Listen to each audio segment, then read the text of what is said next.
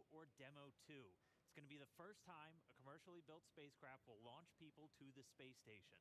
Demo 2 is an end-to-end flight test from launch all the way to docking and ending with splashdown. And it's the final test for NASA to certify SpaceX for regular crew flights to the space station. Right now, SpaceX and NASA have teams working together around the country. On the SpaceX side, team at the Cape are performing final launch day checkouts, and they're just going to make sure Dragon is healthy and good to go.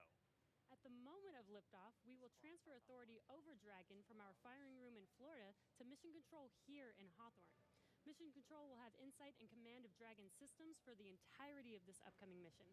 Since Dragon is a highly autonomous vehicle, our teams in Mission Control will be continuously monitoring the health and performance of the spacecraft through the entire duration of its journey, from liftoff all the way until Dragon splashes back down on Earth. And while there are a number of people on headset in Mission Control right behind us, the mission director is the one in charge. It's also where the SpaceX Core, which stands for Crew Operations Responsible Engineer, essentially the voice talking to the astronauts, is going to reside. Dragon and Falcon 9 together have years of operational experience, or what we refer to as flight heritage. SpaceX has successfully completed 22 flights of Dragon to and from orbit since 2010, and that includes 21 trips to the International Space Station. To get us where we are today, not only have we conducted thousands of hours of testing, but we've also enhanced and added a number of safety features to Dragon. And one of those most important safety features on Crew Dragon is the launch escape system. It's a huge advancement in the safety of human spaceflight. We're able to demonstrate this system in two important tests, first back in May 2015 with the pad abort test, and then again more recently just last January where SpaceX conducted the in-flight abort test. Dragon's launch escape system is outfitted with 8 Super Draco engines that are integrated directly into the spacecraft body. This enables Dragon to separate from Falcon 9 and carry astronauts to safety in case of an emergency on the launch pad or all the way up to orbit. In addition to the launch escape system, SpaceX has completed over 80 parachute tests, which include nearly 30 tests of just the upgraded Mark III parachutes flying on today's vehicle. And this is to ensure a safe landing back on Earth, even in the unlikely event that one of those 4 main parachutes fails. And let's not forget the significance of our first demonstration mission, which took place just last year.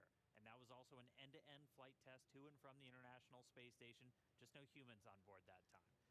For now, though, let's turn it over to SpaceX's Principal Integration Engineer, John Insprucker, for our first status update. John? Hello from SpaceX headquarters in Hawthorne, California. As Dan said, I'm John Insprucker, and I'll be bringing you status updates throughout the countdown. We're currently coming up at T-minus 4 hours and counting for the launch of Falcon 9 with Dragon to the space station. Listening right now to see if we get a status brief on the countdown net. While we wait for that, point out the major event that got us to this point so far was the static fire of the Falcon 9. That was 5 days ago. We rolled the Falcon 9 with the Dragon capsule to the launch pad, and static fire was performed on the 22nd. Launch director in countdown at T-minus 4 hours. We're going to wait a minute, listen to the launch director. Brief. 20 hours, 33 minutes, and 35 seconds. That is 4:35 p.m. Eastern. Still awaiting the final conjunction analysis report. The crew has just arrived in the suit-up room following the weather brief, and suit-up and leak checks are currently underway. Tracking no open issues at this time, though launch weather remains a watch item. Upper level winds currently looks acceptable for flight. We have no constraints performing a section of this procedure. A reminder, we will use procedure 52.911, crew contingency procedures, for any required crew contingency actions. One final reminder for handover to CE&LD that at T-minus an hour, we'll ask that any personnel not intending to be in the room during propellant load and launch will need to clear out subsequent 15 minutes. We'll look for all personnel to be in their seats, settled, and remaining in their position through ascent, through Dragon separation at T plus 12 minutes and 2 seconds. Now over to CE for Falcon 9 health. Falcon 9 is in good health. COPVs are at pressure. AFDS checkouts are complete, and we have a clean alarms board. We are proceeding down. No concerns on our end.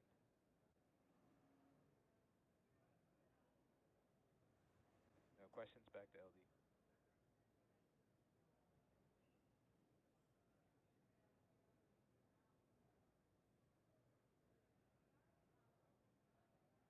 Thank you, CE, and MD for Dragon Health.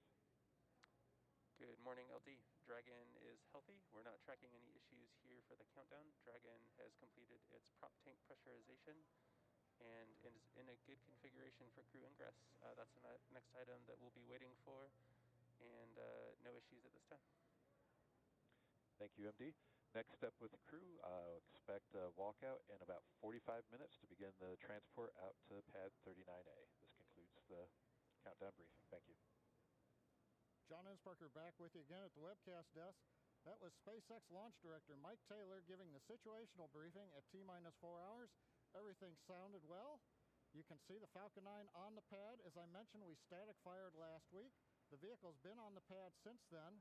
We did the review of static fire. Everything looked good. Now we are getting ready for the crew ingress coming up, as the launch director said, a little bit later this morning. Now, most recently, activity on the Dragon late load cargo was put on a couple of days ago. Now we're ready for the crew to come out to the pad, down the access arm, and load into the capsule. Now, at the same time, we are also watching the weather. You heard the launch director talk about the weather brief we got 15 minutes ago. The tropical storm has begun moving onshore. That's actually improving conditions, both downrange in emergency splashdown locations if needed for Dragon, as well as at the launch site. We do expect, though, the probability of violating conditions is still 60%.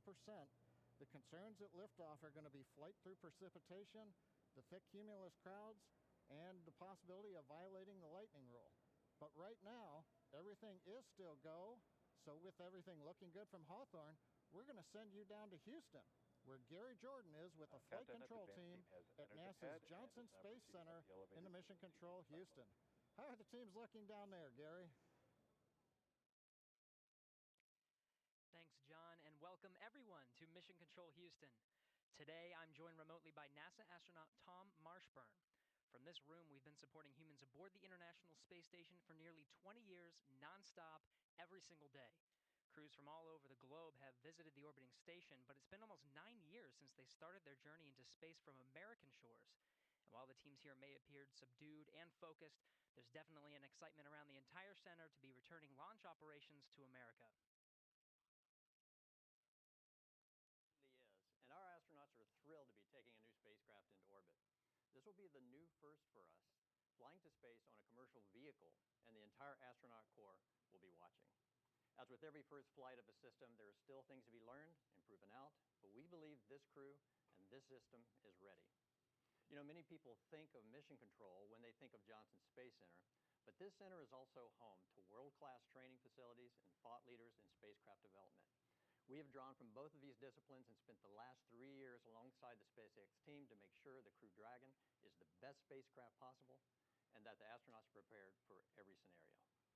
And this mission comes at a critical time for the space station, with only 3 crew members currently aboard, among them NASA's Chris Cassidy as the lone American.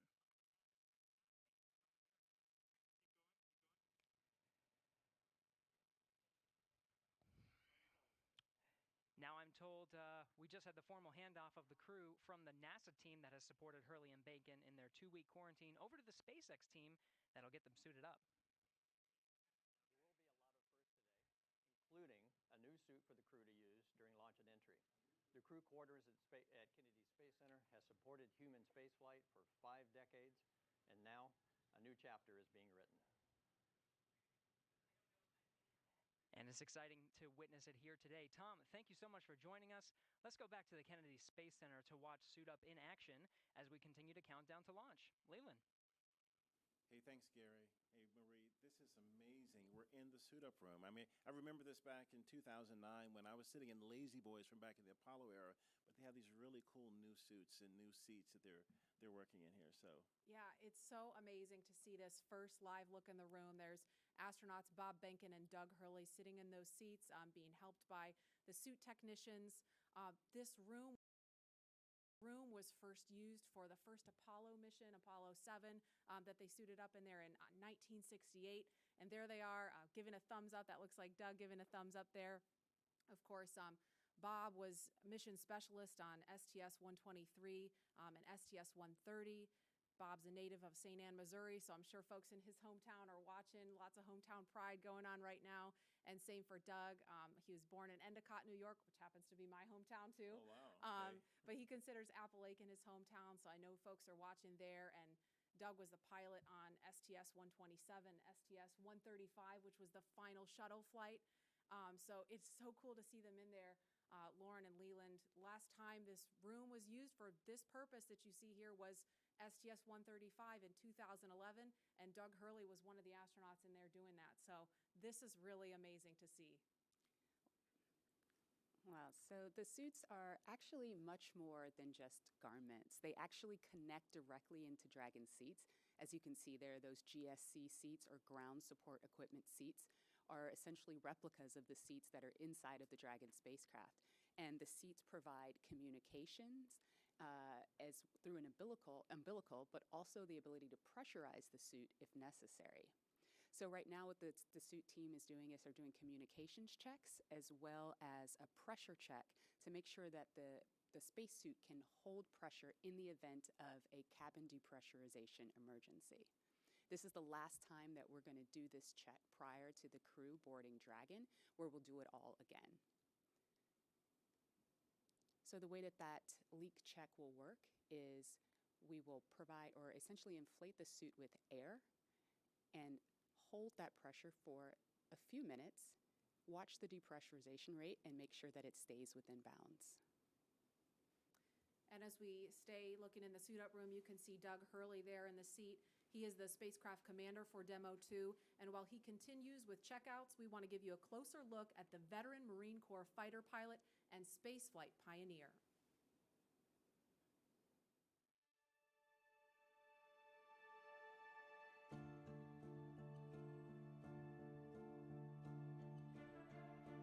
Excited? Very excited. Yeah, very excited. You feel ready? Still pumped? Oh yeah, I think we're ready. I think we're certainly ready. Joining the SpaceX Demo 2 test. He is a Marine Corps colonel and test pilot. He was an astronaut in 2000. He piloted Space Shuttle Endeavour and Atlantis for STS-135, the final Space Shuttle mission. Introducing NASA astronaut Doug Hurley.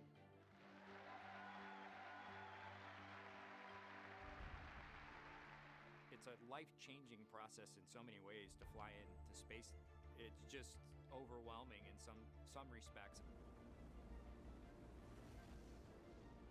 Just the sensations, the rumbling, the shaking, the acceleration when the engines shut off and you go from, in the case of the shuttle, you go from 3 Gs to 0 Gs instantaneously and things start floating.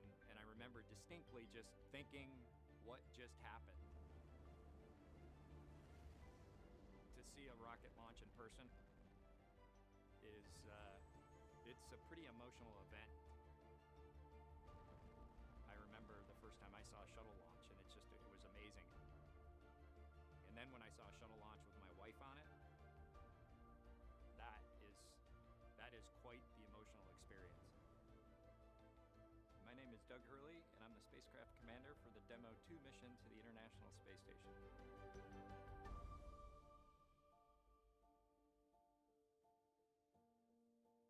We are doing the first crewed flight for NASA and for SpaceX. So this is the test flight to prove end-to-end from launch to docking to ISS operations and then entry, descent, and landing. This will be the first time the Dragon had a crew on board, and so there's a myriad of objectives we want to achieve for this mission. SpaceX has been responsible for design and essentially making this vehicle what it is. What the astronauts bring to the table is the crew vehicle interface. What would work on orbit, what might not work on orbit, what would definitely work, to be able to just have the entire integrated team that's going to support us getting to and from space station, talking together, working through the challenges that simulators typically throw at you. It was really neat being part of it. It's just been an incredible undertaking to see where we've come just in the last 5 years that Bob and I have been a part of this, and to be, shortly flying to the International Space space station with the Crew Dragon.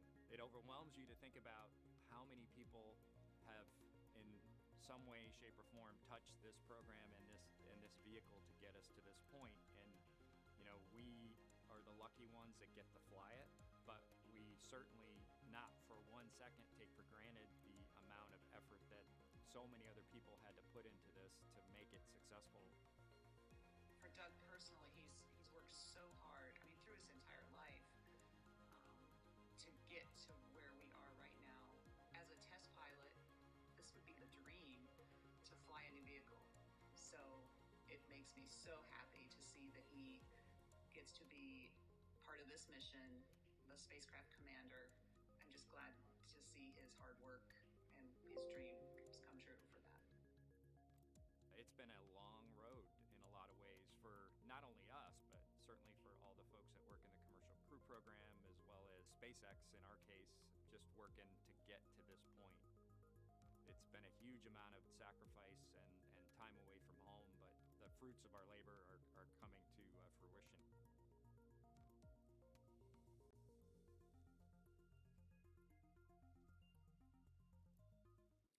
We are now getting closer to when we expect to see the crew complete their suit checks and walk out of the Neil Armstrong Operations and Checkout Building.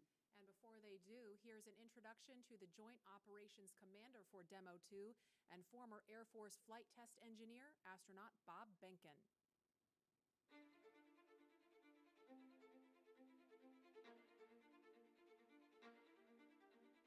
When you go through the launch day preparations, there's a lot of moments that kind of stand out to you. One is the kind of the celebratory piece of it, which is that you're walking out of the suit up room and getting in the vehicle that's going to take you to the launch pad. When you close the hatch, that's really when Doug and I are in the vehicle, and it's our vehicle, and we're really in control of the mission at that point. Test pilots, their task proved that man could fly into orbit around the Earth and return live and well to talk about it. There's always a balance of managing risk as you go forward to execute a test point and figuring out a way to collect the data. We hear a sound. Okay, is that sound an expected sound? Or we see a light. Is that light an expected light? What's the source of it? Does it sync up with something else that's going on or not? So trying to dissect all of that in real time in your head is, a lot of things happen like that on launching of a vehicle. From St. Anne, Missouri, he is an Air Force colonel and flight test engineer. He flew aboard Space Shuttle Endeavour twice. Introducing NASA astronaut Bob Behnken.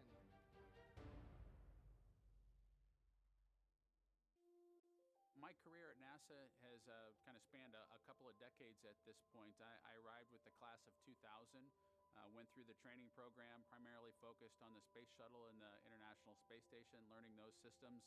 Having launched a couple times on vehicles, the second time was definitely different than the first time. You can feel a little bit guilty of, hey, should I study one more thing, or is there one more piece of information I should get? Am I really prepared or not? So that's definitely different between where I was on my first flight and where I'm at right now. It's been really interesting, I think, for both my wife and I to have gone through the process of seeing each other launch in space. I've seen her take that risk and had it be in front of her, and I've done that to her. And there's just something different about watching a rocket launch when there are people on board. You feel a little bit differently about the pit of your stomach, and I can only tell you it's multiplied significantly when it's somebody that you know, and then somebody, of course, that's a family member. It's even multiplied more. For me personally, as a spouse, watching everything that Bob has put into this over the last 5 years, the dedication that he's shown, the perseverance is pretty special. For both of us, though, the way our minds work, it won't be until sort of the mission is complete that you have really a chance to savor it and celebrate it. This is a huge accomplishment for an Air Force flight test engineer to be part of the demonstration mission of a brand new vehicle. It's going to be amazing. Without a partner that has that same appreciation, I think it can be challenging for some folks. There's a lot of work and a lot of time that takes away from family that that my spouse appreciates, and I love her for that. Really, my role on the Demo 2 mission is to make sure that we get this vehicle tested and evaluated so that we can move on to more operational missions at the International Space Station. We've got a lot of objectives on board the vehicle that we need to accomplish to really make sure that it's good to go. We'll make sure all those systems are working during the test flight so that the future missions will have them available even if they don't plan to utilize them. Through years of the NASA team helping to share that experience and teaching them the lessons that we've learned by going through this, now there's another capability in the U.S. besides NASA to operate something of this magnitude. When is the last time humans launched on a new vehicle? Certainly on the American side, it's been several decades.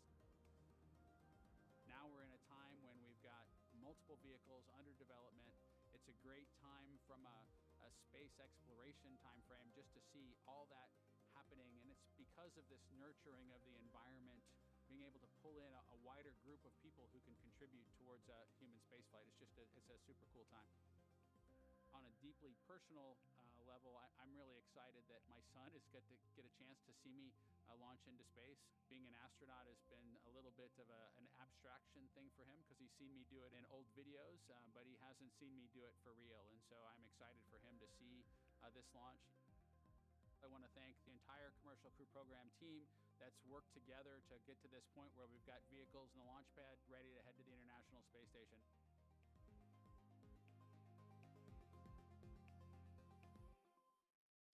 And we're back live in the room now with Bob Behnken on the left of your screen, Doug Hurley to the right. This is such a cool site here, Leland. This must bring back a lot of memories for you. Marie, it really does. I mean, looking at these new suits and these new seats, it's a little different than what I experienced 11 years ago. But it's all the same. The suit techs, the people around you that have been with you, getting you ready for this mission. It's just an amazing moment, and they're getting excited. You can see, these military guys don't really get that excited. They don't show their excitement like civilians do. But it's a moment of history, and we're getting ready for this momentous occasion. Yeah, and it was pretty cool. We heard that earlier this morning they stepped outside with a cup of coffee in hand. Oh, we've got some visitors in the room now. It looks like SpaceX founder Elon Musk to the right of your screen and NASA Administrator Jim Bridenstine. Of course, you see a partition there to keep them a safe distance from the crew, but they're in there to say hello, wish them well before they depart the suit-up room. That's really cool to see there, and we can't hear what they're saying, but I'd love to be a fly on the wall in there right now. Lauren, I wonder what Elon is saying. Oh, just probably telling them how honored he is to be able to give them a ride today. And I know the NASA Administrator, he talked about this yesterday. I mean, he's met with the crew before today even and said, I've told Bob and Doug, it's not too late to call this off if you have any second thoughts. And of course, they had none. They're super pumped about this, ready to go. And right now, it's just, we just need the weather to cooperate. Yeah, I try to think who could potentially be more excited than the SpaceXers, Bob and Doug. Yeah, right. And it's amazing how we have commercial and government working together to send these two NASA astronauts to space safely. It's just it's a great combination of what we can do when we put our minds to things and be creative and innovative and work together as one community.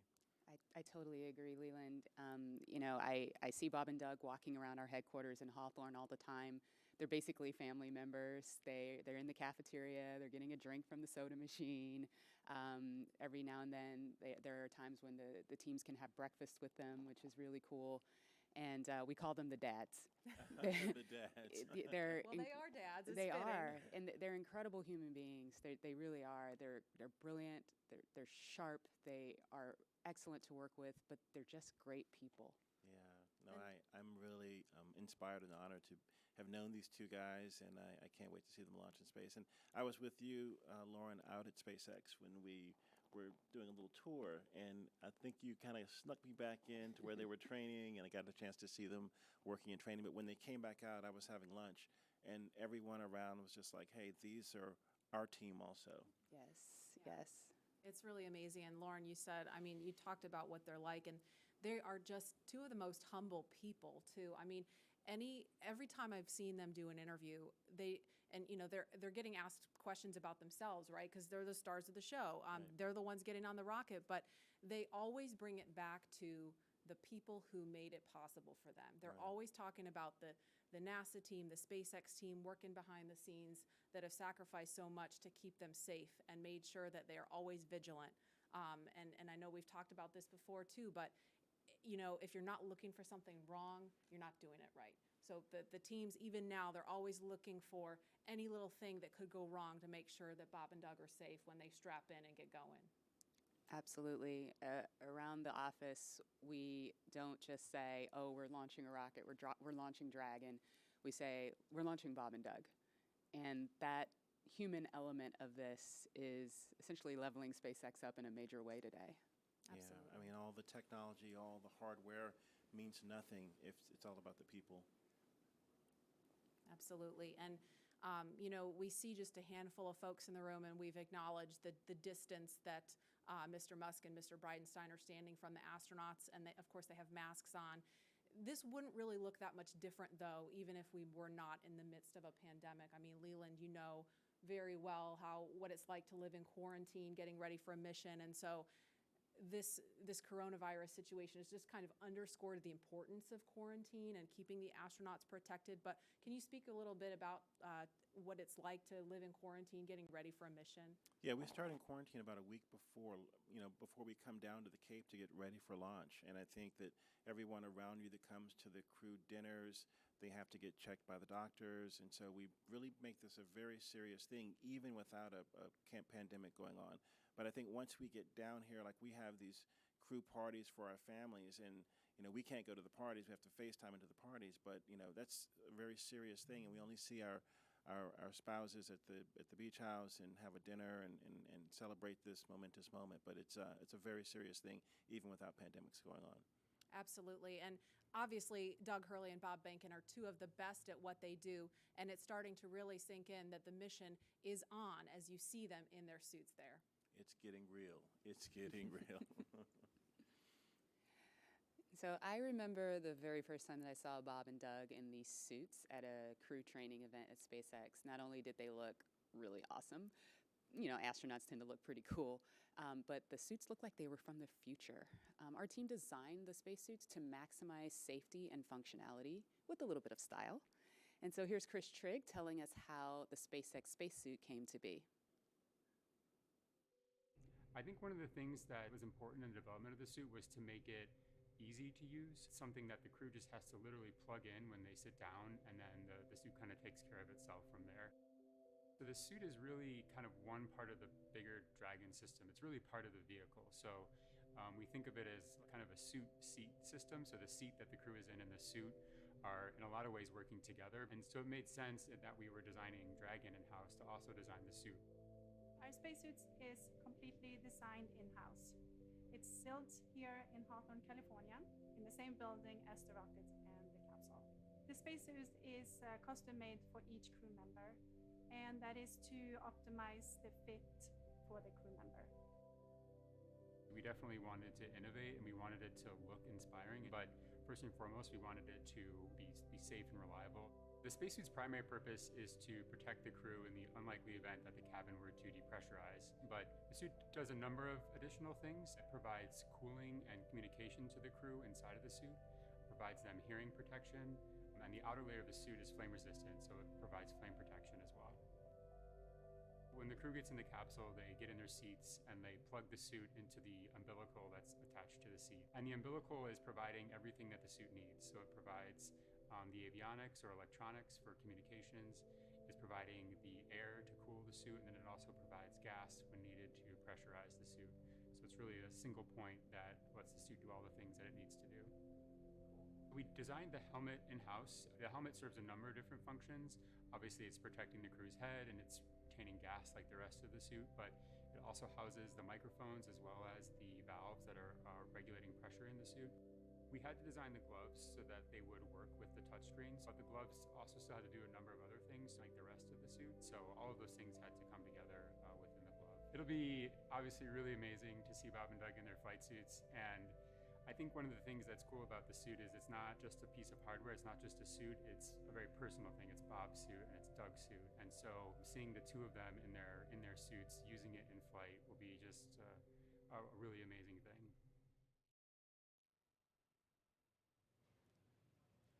Hey, now that you've had a look at the development of the spacesuit, we thought it'd be pretty cool to show you where our astronauts train to be able to fly on board Dragon.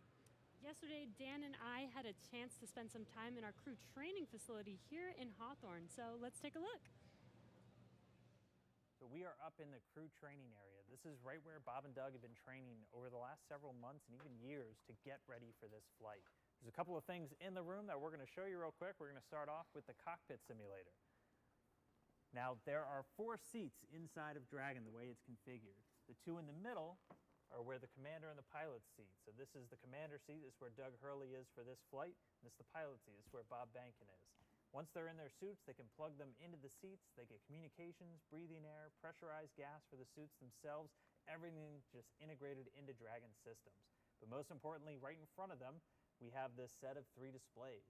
And these are the touchscreen displays that give them access to Dragon. This is their window into their spacecraft. They're able to see all of the different systems. They're able to take control of Dragon. They're able to see where they are over the Earth or in relation to the space station. They're able to see even when thrusters are firing. And if you keep your eye on this little dot, you've been hearing some background noise. We actually have recorded noises of those thrusters that they're able to hear and see in real time while they're training.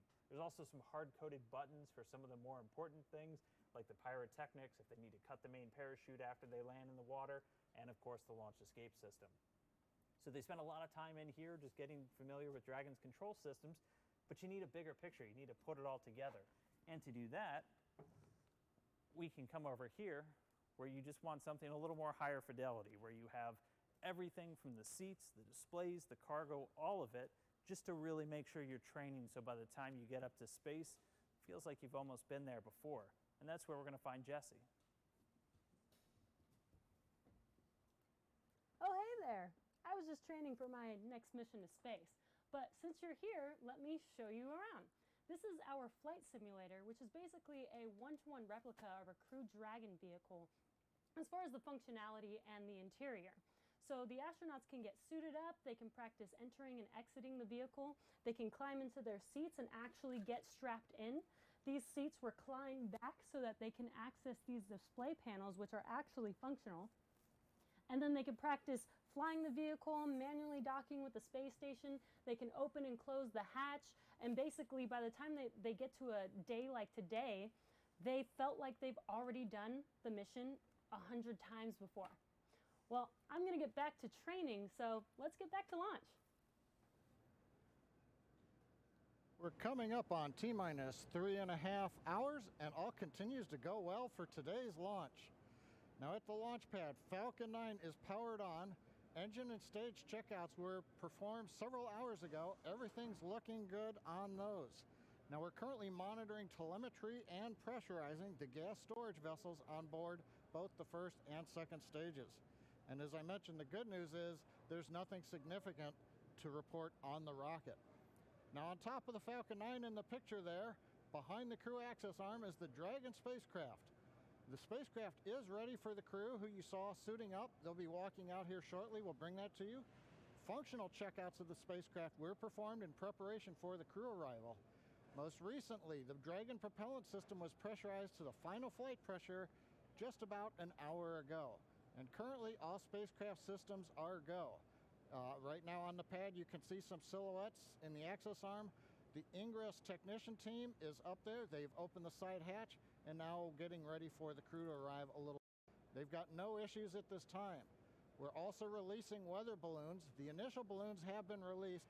They don't give us a go for launch, but they start to tell us that things in the upper altitude are acceptable if this trend continues. So while we're going to wait on those results to give us a better idea all the way down to about T-minus 30 minutes, we are anticipating acceptable weather for launch at the upper altitudes. And as you heard earlier, at the ground level, things look like they'll be improving through the afternoon as well as downrange. So things are looking good with both Falcon and Dragon. The weather is cooperating as we count down to liftoff. And we want to see where you're following today's launch from. So let's jump over to Tahira at our social desk. Thanks, John. And I can tell you the excitement is really building online. Right now, we're up to 700,000 people viewing this broadcast, and Launch America is the #3 trending on Twitter in the US. So let's take a closer look at what's being said. Looks like we have Astro Joan, who is just so excited to be on the Space Coast and watching this launch from her driveway. And with that, so jealous to all of you in Florida right now that have the ability to just step outside and witness Bob and Doug make this historic moment. Let's take a look at another. So we have Dave Farrell, and this is the Dave Farrell, the bassist from Linkin Park, which is just sick in general. And it looks like his kids coined the term nerve-sighted for today's mission, and this is perfect. I was actually looking for a word to just describe the jitters and excitement leading up to launch. So Dave, thank you for that. I will be stealing that for today's show. So let's take just a broader look at the conversation online right now with this heat map of the United States. So you'll see that the more purple states show the states with the most mentions of Launch America. And with that, it looks like the Florida Space Coast is really coming alive for today's launch, followed by California, home of SpaceX, and Texas, where our mission control is. So great to see all these home teams showing up for today's historic mission. I want to toss it back to Florida, though, because I have to reiterate, if you have a chance to go to Florida and watch one of these launches in person, it's great. I watched my first one last year, and that was the uncrewed test flight of today's mission. And even then, uncrewed, I literally cried. I mean, you cannot describe the emotion that comes over to see this in person. So highly recommend, if you get a chance, go on down to Florida. For those of you just tuning in, we are using the hashtag #LaunchAmerica on NASA's social media channels. So join the conversation with us, and maybe we'll show it during the broadcast. So earlier in the show, we polled users on Twitter to see which of you watched the final shuttle launch in 2011, and the results are in. So looks like about 40% of you were able to watch the last shuttle launch, but 60% of you weren't. And I have to say, I'm not gonna lie, I'm with those 60%. This will be my first time watching humans lift off to space from the US, and I am not kidding when I tell you I am literally thrilled to do this and share it with you all today.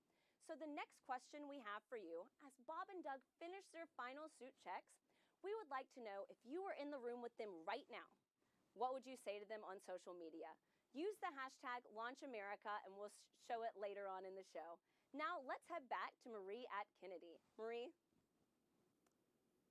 All right, thanks to Hira. We're looking live at the back doors of the O&C building. Those are the iconic doors that Bob and Doug are going to be walking out in just a minute. But first, we want to pause to honor today's efforts with our national anthem. And the incomparable Kelly Clarkson treats us now with her virtual rendition from her home to yours.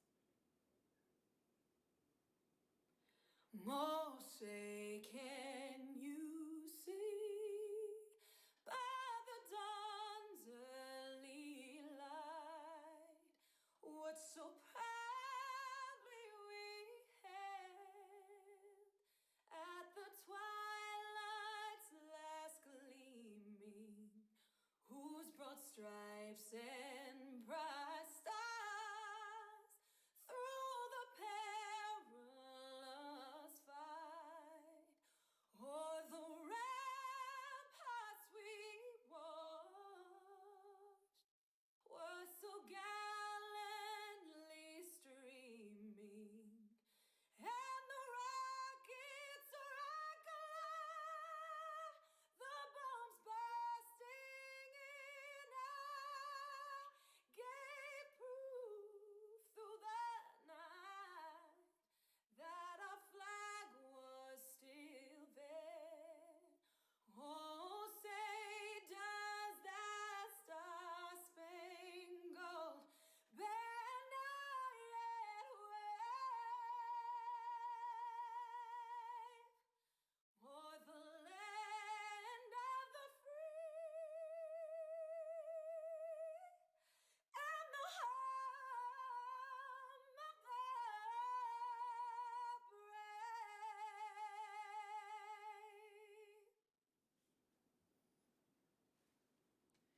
And any moment now, we are going to see Bob and Doug walking out. We're looking at the pad right now, but you guys, that just gave me chills listening to that. And we saw them getting into the elevator. So they're making their way down to the first floor where they're going to be walking out of those doors any moment now. Just so exciting to think, back in 11 years ago when I was going down that elevator and about to walk out those doors, it just brings back these memories of getting human beings to space, working together as a team, and having this entire community around you helping you get off the planet. Yeah, and Leland, I know you have a really cool memory about somebody special that you saw when you walked out of those doors. Oh my goodness, Marie, when I walked out of those doors, my chemistry teacher was right there from high school who inspired me to be a scientist.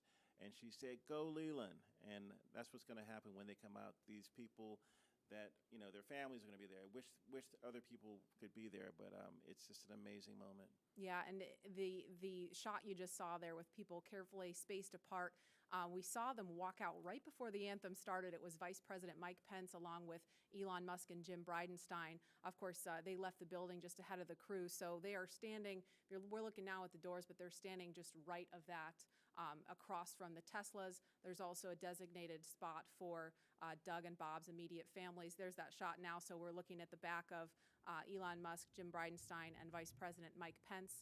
Of course, there's a small group of media there also, and so we've kind of blocked this very carefully to maintain social distancing and those that can't have the masks on. But there's the Teslas waiting for them. They got the meatball. There's the worm in the background and the worm on the back of the Teslas. So, Leland, I know we were talking about this earlier. You had some mixed feelings about the worm, right? I mean, the worm, the meatball, when I was at NASA Langley, we changed over to the meatball from the worm. So, Lauren, I know you love the worm. It's worm all day. All day, really? All day. Seriously? Oh, yeah. I'm sorry. I love that the worm is so retro, and it's only fitting that it would be making its way back, bringing the historic just opulence of NASA's past to the present. I'll let you have that. Yeah, okay. well, thank you. But I mean, the chevron and the meatball goes back to Langley's tradition when it was, in aviation, and that gets back to that heritage and that history too. So I guess, sure. Okay, truce. Orbits. Truce. I feel like this is a microcosm of what's happening online about the worm. But the meatball's not going away. It's a worm meatball partnership. There we go. There we go. So there's another view there of the crosswalk. There is where Bob and Doug are going to walk out any moment. Of course, they're going to get their photo taken by all the paparazzi there. And we're just standing by for them to walk out. I'm going to check the time, actually, 1:13. So if they walk out any minute now, they're going to be right on schedule to start their final goodbyes and waving to folks. And I'm sure they're going to pause for a photo op. But this is just really amazing. Haven't seen this site since 2011 with STS-135. Of course, Doug Hurley was the pilot on that mission. So this is a really incredible moment. Yeah, and one of the crewmates that was with him was Rex Walham that we're going to talk to later. And we have, here they come. Oh, here they are. Here they come, NASA astronauts Bob Behnken and Doug Hurley. They've each made this journey twice before for the space shuttle missions, but they've never done this in a SpaceX spacesuit. They've never done this together, and they've never done this on their way to head to a commercially built rocket and spacecraft to head to space. Marie, I was looking for that Astro van, and I see these white Teslas with meatballs and worms on them. It's just a new era in space travel. Oh, yeah. They're riding in Tesla Model X's. They've been equipped with cooling units. So once they sit inside, that umbilical that I was referring to earlier will connect to the spacesuit to provide cooling while they're inside of the vehicle. And you can see them talking and waving with their families now. Wow. We just saw them do a virtual hug with their sons. There's Megan and Karen and their sons, yeah. They're the dads. The dads, yeah. It's so awesome. Bob blowing his family a kiss. Doug actually got to take his wife and son up to the pad on the tower. Yesterday they tweeted out a photo. That was so cool. I saw that picture, and it had a prominent worm in the picture, right? Yes. Telling you, worm all day. Wow. So they're climbing through those DeLorean doors of the Model X. This is totally from the future. Are they stock? Are they stock Teslas? And And then you see in the front seat there, that's our flight surgeon. He's climbing in, and the suit technicians, there's one, Chris Trigg right there, number 12. He is buckling in. They're both, the two suit techs are buckling in, Bob and Doug, and they're connecting that umbilical. And Lauren, I know you mentioned this earlier, but for folks that maybe weren't watching then or can't remember, I mean, we're in Florida, it's super hot, super muggy, so how are they staying cool? There are these portable cooling units. We had one at the ONC building, or sorry, 2 at the ONC building. There are 2 in the Teslas. There'll be 2 in the elevators, and then 2 in the white room when they arrive on the crew arm. So we're just keeping that cool air flowing through the suits. There's actually ducting integrated into the suits to keep them cool. And you can see they're saying goodbye to their families. This is awesome. Yeah, it's awesome that their families get to come up to the window and obviously get a little closer than everybody else. There's Megan and her son. Yeah. Oh my gosh. These are precious moments. This is what it's all about. As I mentioned before, it's about the people, it's about the families, and working together as one community to get Doug and Bob launching off to the cosmos, to the space station. Yeah, it's emotional. It's emotional watching that. It really is. There they go.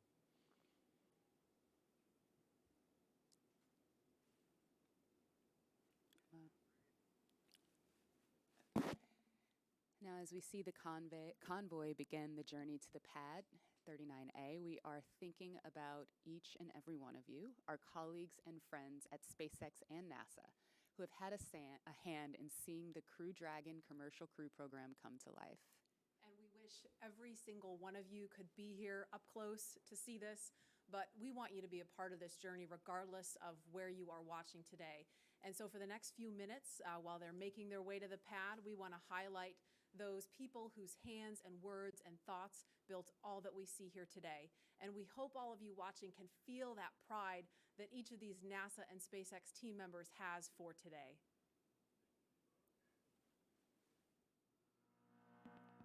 This is Laura Segura from the Commercial Crew Program. We're so excited about this historical day. Congratulations on being a part of the very first mission for human spaceflight, commercial human spaceflight ever. We're behind you, Bob and Doug.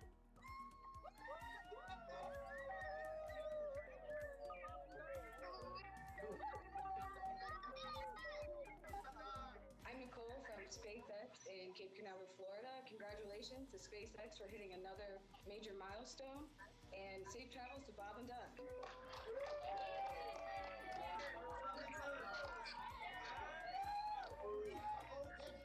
Bob and Doug, as the launch vehicle chief engineer, we've got a lot of our launch vehicle team here to wish you a very wonderful safe ride on a Falcon 9 coming up to Demo 2. We're so excited for you. And Launch America, it's time to launch. Let's go.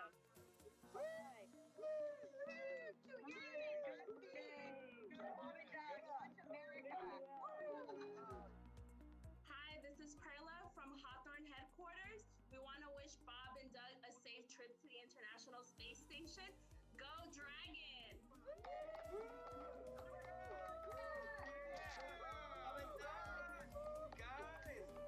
It's been 9 years in the making. This is such a historic time, and our team has worked so hard, and we're very excited to be here. Go Bob and Doug!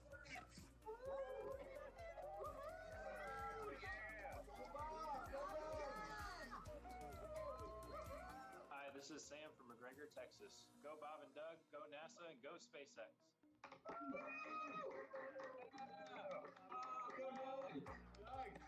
Sean O'Rourke from Johnson Space Center. Bob and Doug, wishing you a great flight, and just wanted to tell you good luck.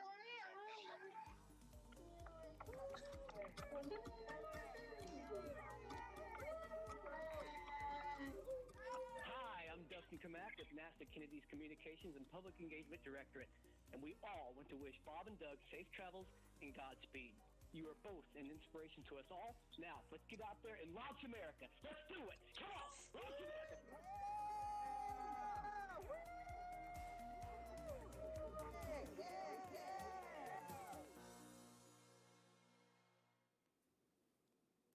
And we are following the convoy. And Leland, Lauren, I don't know about you guys, but I'm so glad that we had the chance to hear from the NASA and SpaceX teams that have been working behind the scenes because, Lauren, I know you know this all too well. I mean, these people have been working not only for, the last, since 2014 when SpaceX won this contract, but I mean, working long hours, long reviews, coronavirus happened, and then they're homeschooling their kids, still trying to get through all the final checkouts and closeouts to get to today, and we made it. And now we're just waiting on the weather, but it's just great that they got a chance to wish Bob and Doug good luck. Absolutely. It is a bummer that we can't all be here in person, but to have that opportunity with that wall of cheers is pretty cool. And you're right. I mean, it's been years of extremely hard work. Fortunately, we've had little milestones along the way, like Demo 1 and IFA, the in-flight abort mission, but it was all leading up to this. And I speak for all of my friends and colleagues that are still working on this program. Today is a career just high for all of those people, if not the pinnacle of it. Absolutely, and I know Doug and Bob appreciate them so much. And as they continue to make their way to the pad, the next astronauts to make this journey are also watching very closely. NASA astronauts Shannon Walker, Victor Glover, and Mike Hopkins, and Japan Aerospace Exploration Agency astronaut Soichi Noguchi will also be flying. They'll be in the Crew-1 mission a little later this year. Of course, that's after Bob and Doug return home. Now, Crew-1 will be the second space flight for Walker and Hopkins, who each flew on the Russian Soyuz. And it will be the first space flight for Glover and the third space flight for Noguchi. He flew on both the Space Shuttle and the Soyuz previously. Now, the Crew-1 mission will be the first in a series of rotational flights to station after Demo 2, once NASA certifies the SpaceX systems for regular crew flights. And right now, Victor and Mike are following along from the Johnson Space Center in Houston, and they are standing by to talk to NASA's Daryl Nail. Daryl, are you? All right, I'm sorry, we don't have Daryl, but as we continue to follow the convoy, we've got actually a little chase car following the convoy. I think we're going to be actually talking to Victor and Mike from right here. Victor and Mike, are you there? We are here. All right, hi guys. I'm just going to ask you first. You're going to be two of the next people to get on board Crew Dragon. So what are all your thoughts and feelings as you're watching Bob and Doug in the Tesla right now? As you can imagine, there's a lot of emotions. Of course, we're excited for Bob and Doug, excited for NASA, excited for SpaceX, and really the whole country. A lot of pride in what it's taken to get to this moment, all the thousands of people that have contributed to getting to this moment. But then there's also a bit of sense of duty of business as usual. So for us, we're going to be watching, we're going to be listening, we're going to be learning, and all of that to help get us prepared for when it's our turn. And your mission called Crew-1. Sorry, I didn't mean to cut you off. Go ahead. I was just going to say it was also great to see them walk out just now and say goodbye to their families and do the virtual hugs. That was great. There are a lot of emotions, but that's probably the best one. And Victor and Mike, I know recently you had Shannon Walker and Soichi Noguchi also assigned to the Crew-1 mission with you. What can you tell us about them and your relationship with them and your training so far with them?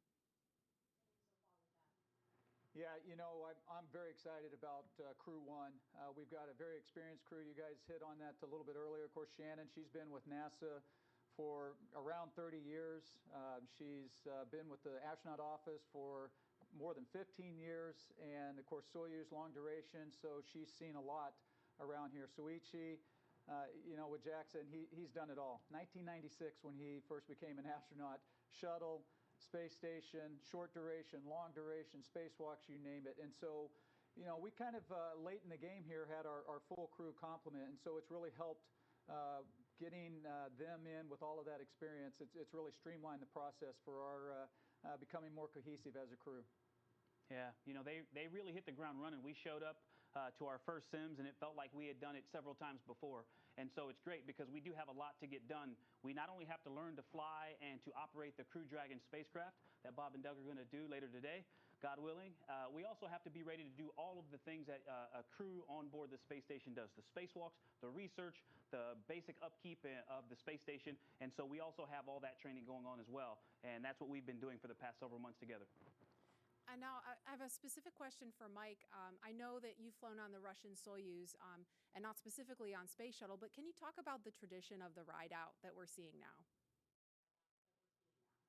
Yeah, the ride out, you know, it's very symbolic. It's symbolic of that transition, the transition from months and years of preparation to the actual execution of the mission itself. And so for the astronauts, for Bob and Doug right now, it gives them an opportunity to reflect on all of the work that it took to get to this moment, but then it also gives them time to focus on the job, to really mentally prepare for game day. And then when you think about DM2 and this particular mission, you know, that's this symbolic of this transition from almost 9 years where we have not had human launch capability in the U.S. to a new age of government and private partnerships that are going to be launching humans into low Earth orbit and beyond. And that's happening right here from the United States of America. And a question for Victor, because I know, if all goes well, when you fly on Crew 1 a little later this year, it's going to be your first trip to space. Can you put yourself in the seat right now, in the car with Bob and Doug? I mean, walk me through what that's going to feel like for you, knowing you're headed to the launch pad, you're going to be launching into space for the very first time. You know, it'll be tough to, or it is tough now to imagine what those feelings are going to be like. We were able to simulate that and run through a day of launch exercise and ride out in the Teslas to the launch pad, up the elevator, up the set of stairs, and out the crew arm to where the vehicle would be. And just that day was amazing to me. We were able to do it with the full convoy and to see what that would be like. And that was overwhelming after being a kid watching something similar to that on television. And so I can't imagine what it's going to feel like on our actual day, but I tell you what, I'm looking forward to it. And again, to go back to that moment where Bob and Doug got to say goodbye to their boys, and Karen and Megan, I can't wait to see my kids standing there. It's something that I look forward to. It's going to be great. Victor Glover, Mike Hopkins, thank you so much, and we can't wait to wish you well and cheer you along on that journey. Lauren?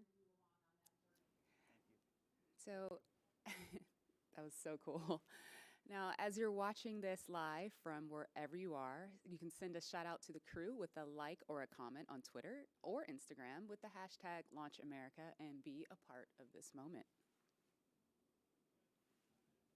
So Leland, I mean, it looks like the convoy is headed past the vehicle assembly building. We're looking at the pad now. They've got probably about 3 more miles to go at this point. But what do you think that is going through their minds right now?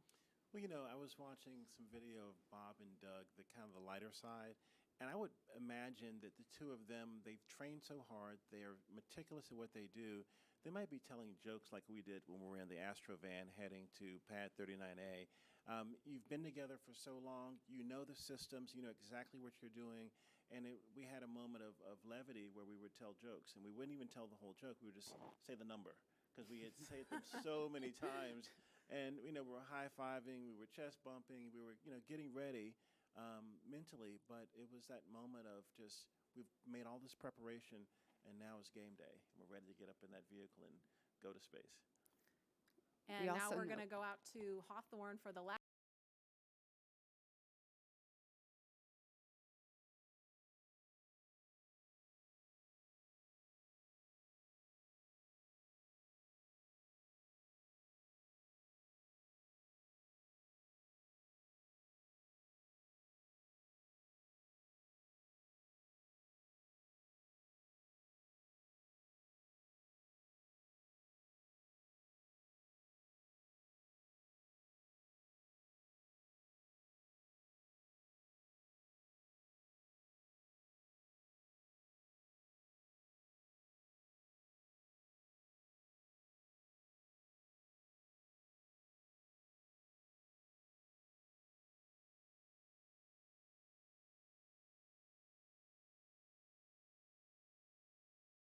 Century makeover to help launch us into the next chapter of human spaceflight. We're go, same tide, we're go. Altitude, velocity, light.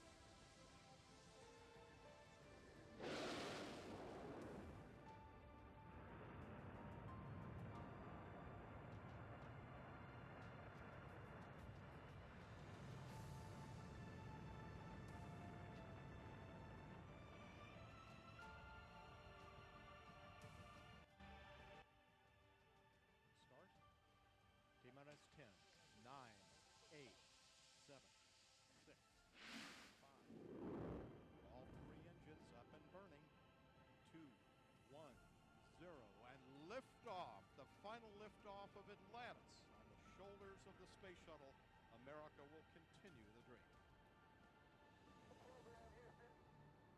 Roger, roll, Atlantis.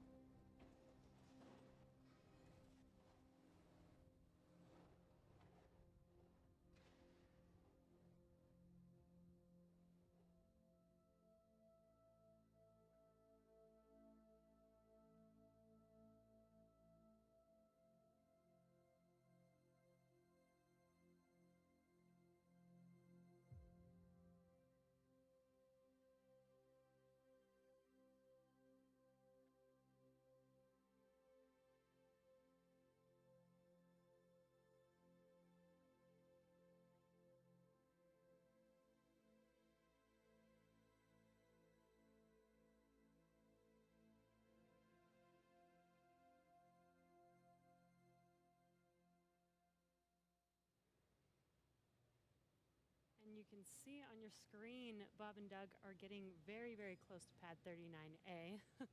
In addition to these launch pad upgrades, SpaceX also made changes to both Falcon 9 and Dragon to enable flying crew.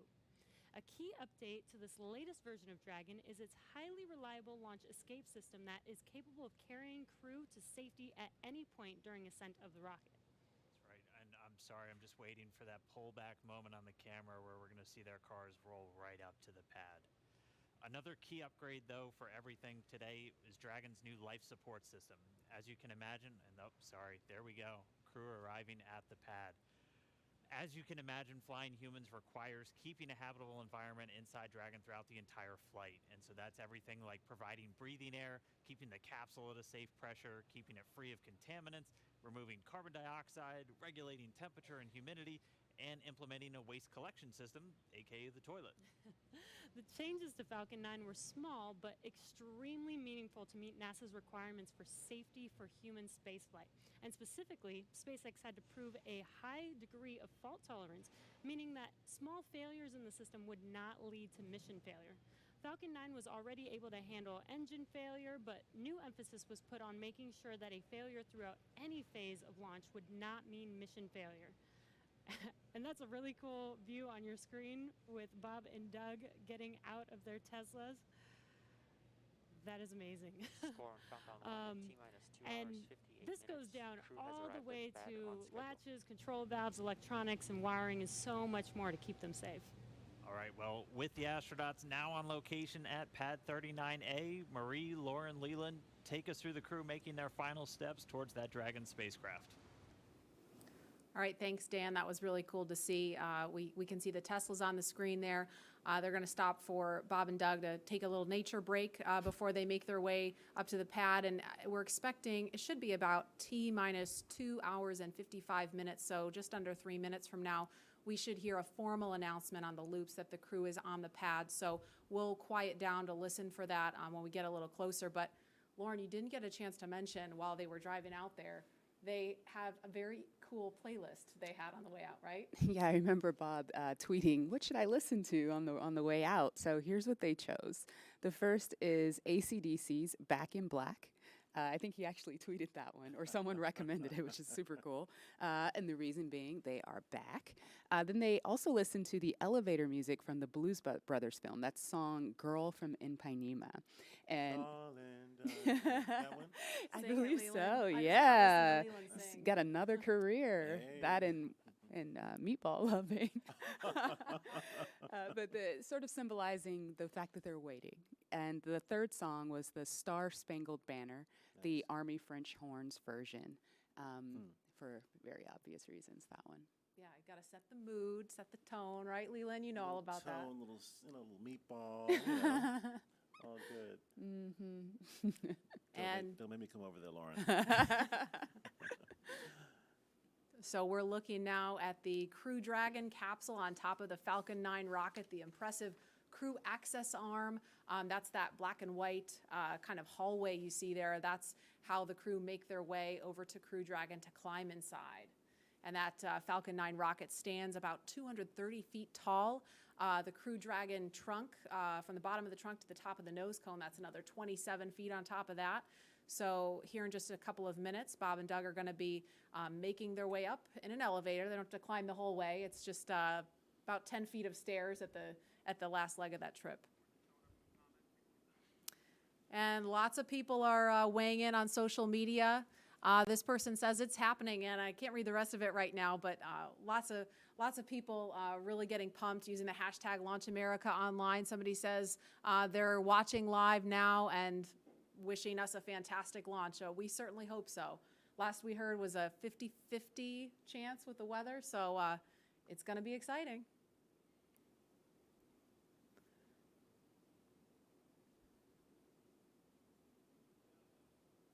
And it looks like, I'm not sure if that one is Bob or Doug in this one here. Can't tell from this view, but looks like one of them is getting ready to get out of the Tesla in just a minute.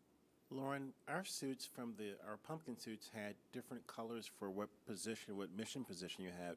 Do these suits have colors to designate the two astronauts? Do you know? Not that I'm aware of, but their names are on the suits. Maybe that helps. Well, we had names too, but Yeah. but I mean, if you're trying to find out what suit that you have, I guess it's only two of them, and it could be up to 7 astronauts, all right? Dragon is capable of carrying 7, but for NASA missions, it's 4. It's just 4. Okay. Yes. There go those doors. I'm going to call them the DeLorean doors. Yes. Can I call them that? Sure. I think that's totally fair game. Acknowledge the inspiration.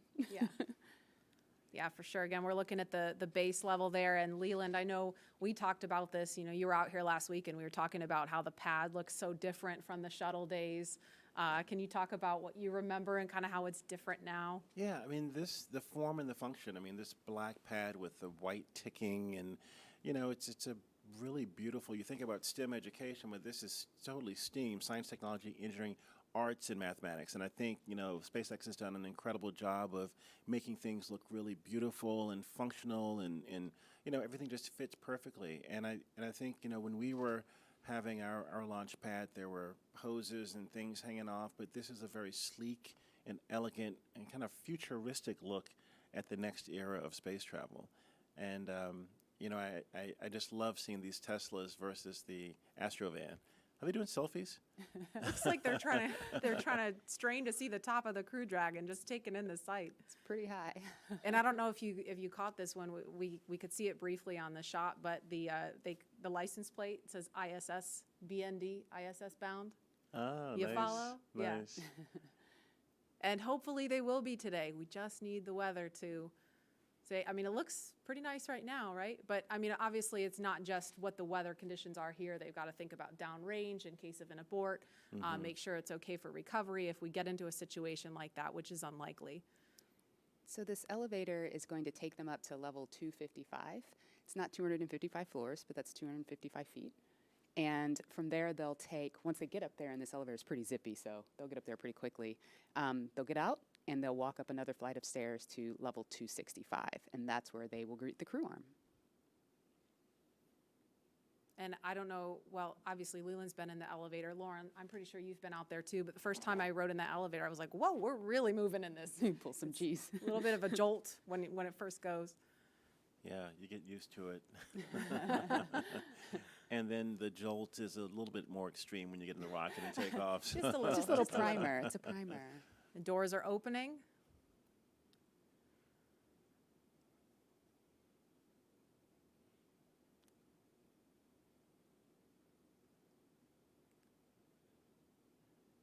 And here they come. It's a beautiful view up there too of the, all of the surroundings in Florida and this national wildlife retreat that we have here, but getting ready for the business at hand of getting in the rocket and heading to the cosmos.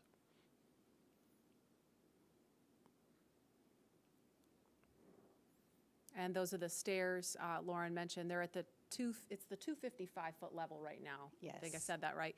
And now they're headed up the stairs to the 265-foot level. That's a level that will take them to where the crew access arm is in the white room. Yeah, that's the view right there that they're looking at. And Lauren, what are those chevrons, those white chevrons on the floor? What do they lead to? Those are basically highlighting the exit path. So in the event that they needed to, that anyone up there needed to get away ASAP. They follow those arrows to where escape baskets await them. There's 7 baskets, and they'll hop in there, and it's kind of like a zip line. They'll slide all the way down from that fixed service structure down to the ground, safe and away from the rocket. Great. And at the top right of your screen where you see them, there's actually a phone right up there next to the worm. There's the worm again, Leland. But there's I'm okay a phone. with that. I'm okay with that now. Okay. It really pops up there. Yeah, it's like it belongs there or something. It's funny, isn't it? Leland, tell us about the phone. What's the significance of the phone up there? Yeah, I mean, you can call family members that you maybe weren't able to come to the launch, and in this case, there are quite a few of them. But you know, it's a last minute to say goodbye and say that you're going to talk to them when you get to space. Absolutely. And again, they're just kind of taking in the sights before they go into the white room, and the pad team is there. You can see them. They're in black with the white numbers on their back. They're all members of the pad team. They're going to be helping them when they get into ingress. Actually, we're at T minus 2 hours and 50 minutes right now, at about T minus 2 hours and 35 minutes. So just under 15 minutes from now is when the astronauts will ingress. That's the term we use for climbing into Dragon. And of course, they will have the assistance of the suit techs and get buckled in. And so we want to head over to Hawthorne now for a preview of what's in store for not just Bob and Doug, but future space travelers. Shortly after we begin to regularly fly NASA astronauts to and from the space station, SpaceX will also begin flying private passengers to station and beyond using Dragon. That's right. NASA is going to be enabling up to 2 private astronaut missions to visit the space station each year, just as part of our support of a broader economy in low Earth orbit. It's just one of the many ways NASA's opening access for companies to manufacture products in microgravity, for new commercial modules in space, and to enable more people to be able to explore the stars firsthand. And the more people out there exploring the stars, the closer we get to becoming a multi-planetary species.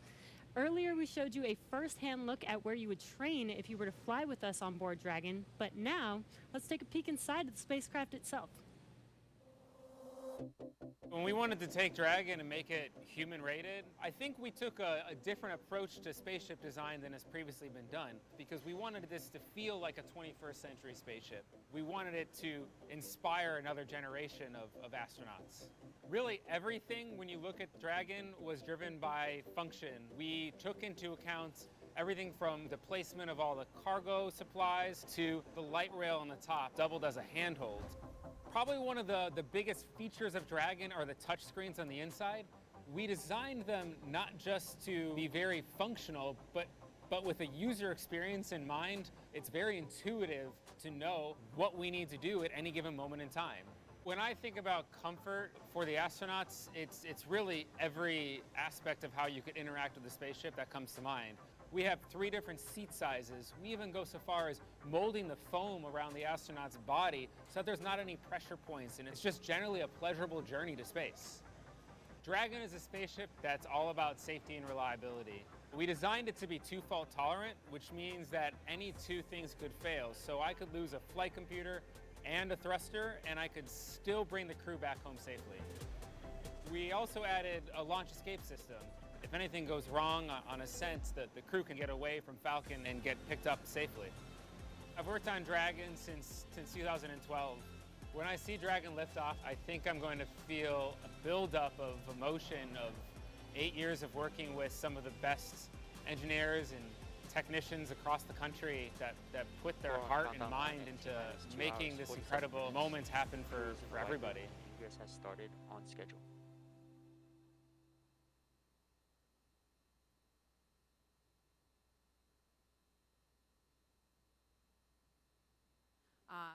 We see them signing. Looks like they're signing something in there right now. Yeah, we give them a black Sharpie to sign the white room. It's starting a new tradition. Yeah, we didn't do that. That's nice. That's awesome. That's a good tradition. Yeah. And while we were in the video, we saw Bob and Doug walk down the crew access arm. Leland, it's like that, futuristic look that you talked about. I mean, what did you think seeing that and how that kind of compare and contrast what that was like during Shuttle? You know, it's really beautiful. I think. I mean, you know, back when I was flying on Shuttle, everything looked. Oh, look at the thumbs up from Bob. He's getting excited. Just a few little photos at the end there. But it's just a totally different era. I mean, the SpaceX team is really looking to make something futuristic. It's looking like you know, something from the George Jetsons or from other movies that you've seen on television and at the movies. And I think it's something that inspires our country and inspires our children, especially, to see that they want to be these astronauts. They want to study hard and be that next generation of explorers, launching from Cape Canaveral in a SpaceX rocket, you know, or working for NASA, or working for SpaceX, or any of the other companies that are trying to get off planet. And I think that, you know, this change in the way that we're doing business is going to be a really great way of getting more people to the table to fly in space. Yeah, that was really important to us. Dragon, we see it as a 21st century spaceship. It needs to look like a 21st century spaceship. It flies like a 21st century spaceship. So of course, the ground support equipment should look like it's from the same era. The suits do. All of that sort of future-facing technology and aesthetic is super important to us. Actually, right now, you can see that duct in the hands of member number 5 there. That is an ECS duct, or Environmental Control System duct. Once this original, who just went in? Was that Doug or Bob? I think that was Doug. Okay. Doug that was Doug, in. yeah. That is awesome. He's ahead of schedule. Somebody tell him to climb back out. Are booking. It is great. He's ready. He's like Leland. We were joking earlier about it. We were going to have to buckle Leland into his seat here to keep him from running out there. Yeah, if we had stayed outside, I was going to swim across the moat and run over and get in the vehicle with Bob and Doug. All right, but now Bob's going in. Yeah. This is great. So the suit technicians are helping the crew climb inside. They're holding back the hatch seals to protect the seals on the hatch, but also making sure that the crew doesn't hit their head or anything on the way in. Even though they have helmets, we still don't want that to happen.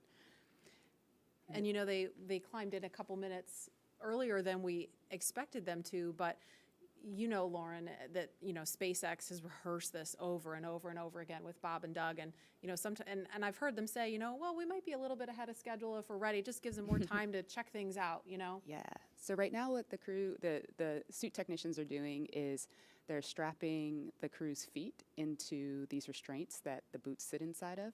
They're then going to close those 5-point harnesses around them. I know, Leland, you talked about some of the harnessing that you had in the past with the shuttle. Yeah, I mean, this is such a more sleek design where there's one point to plug in to get cooling, communications, and everything. And you know, we had a 5-point harness. We, you know, had these hoses and things all over the place. But I think this is a much more streamlined look into the future of space travel. Yeah, and similar to what was going in the ONC building during the suit checkouts, that seat umbilical is going to connect to the right thigh of the spacesuit. There is a fluid module that is connected to the spacesuit, and that provides fresh cooling air and also nitrox for the leak checks that are going to come up later. But the audio system is also going through that umbilical. So while the crew is, or while the suit techs are getting the crew all buckled in, they're going to perform a comm check. And that's, again, similar to what was done at the ONC building, but this time the integrated two-way communications between the astronauts and the ground crew.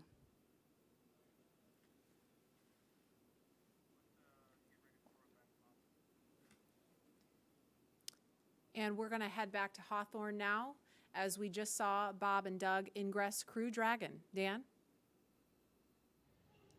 Hey, thanks. Yeah, it's incredible to see them inside the capsule. If you're just now tuning in, great timing. You're watching our coverage of the mission known as Demonstration Mission 2 or Demo 2. Today, SpaceX and NASA are going to be sending people into orbit on a mission to the International Space Station for the first time from U.S. soil since 2011. Bob Behnken and Doug Hurley are those astronauts flying in Dragon. They're inside. That's Doug Hurley really close to our screen and Bob Behnken on the further seat away from us. And they are getting ready to lift off from pad 39A, where Falcon 9 will lift off around or at 4:33 p.m. Eastern Time. They already ascended the tall structure next to the rocket, which is called the Fixed Service Structure, and walked down the corridor known as the Crew Arm. And now they're already boarded inside of Dragon. Yeah, right before they got in, we did see them pause for a moment and actually sign the wall. They were in the White Room. And the White Room is just literally that room at the end of the Crew Arm that has an opening into Dragon. It's the last place on planet Earth where Bob and Doug are standing before they get into Dragon for their ride to the space station. And the term the White Room was first used during NASA Gemini missions, where the room right before entering into the spaceship was painted white. So we've continued the tradition with painting ours white as well, and also started a new tradition. If you just saw, they did sign the White Room wall, which is really, really awesome.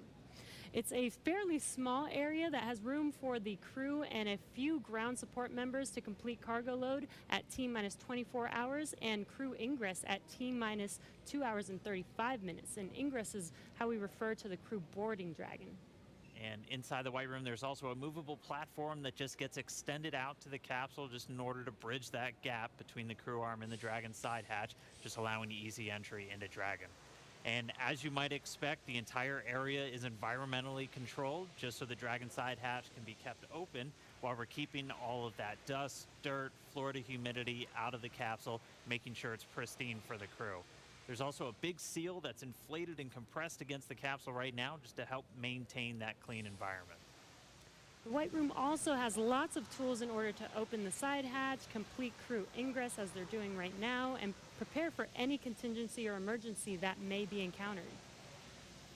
And so as we just heard from Lauren and Marie and the team, they're getting into this capsule now. They're getting their seats connected to their suits via that umbilical that's going to give them hardline connections into audio for their comm checks, which are going to be coming up shortly. And again, breathing gas and pressurized nitrox for those suit leak checks. So this will be the second time since getting suited up that they've done these leak checks. We're just kind of all about redundancy and constantly checking our systems as we continue to count down. But I mean, there they are. Right now, we're watching Bob and Doug getting into Dragon, getting strapped in. Before they connected their suits to the actual seats, they did something called a foreign object debris check, or a FOD check. And that just means that they actually get inspected for any substance or debris on their suit that could interfere with those systems on Dragon.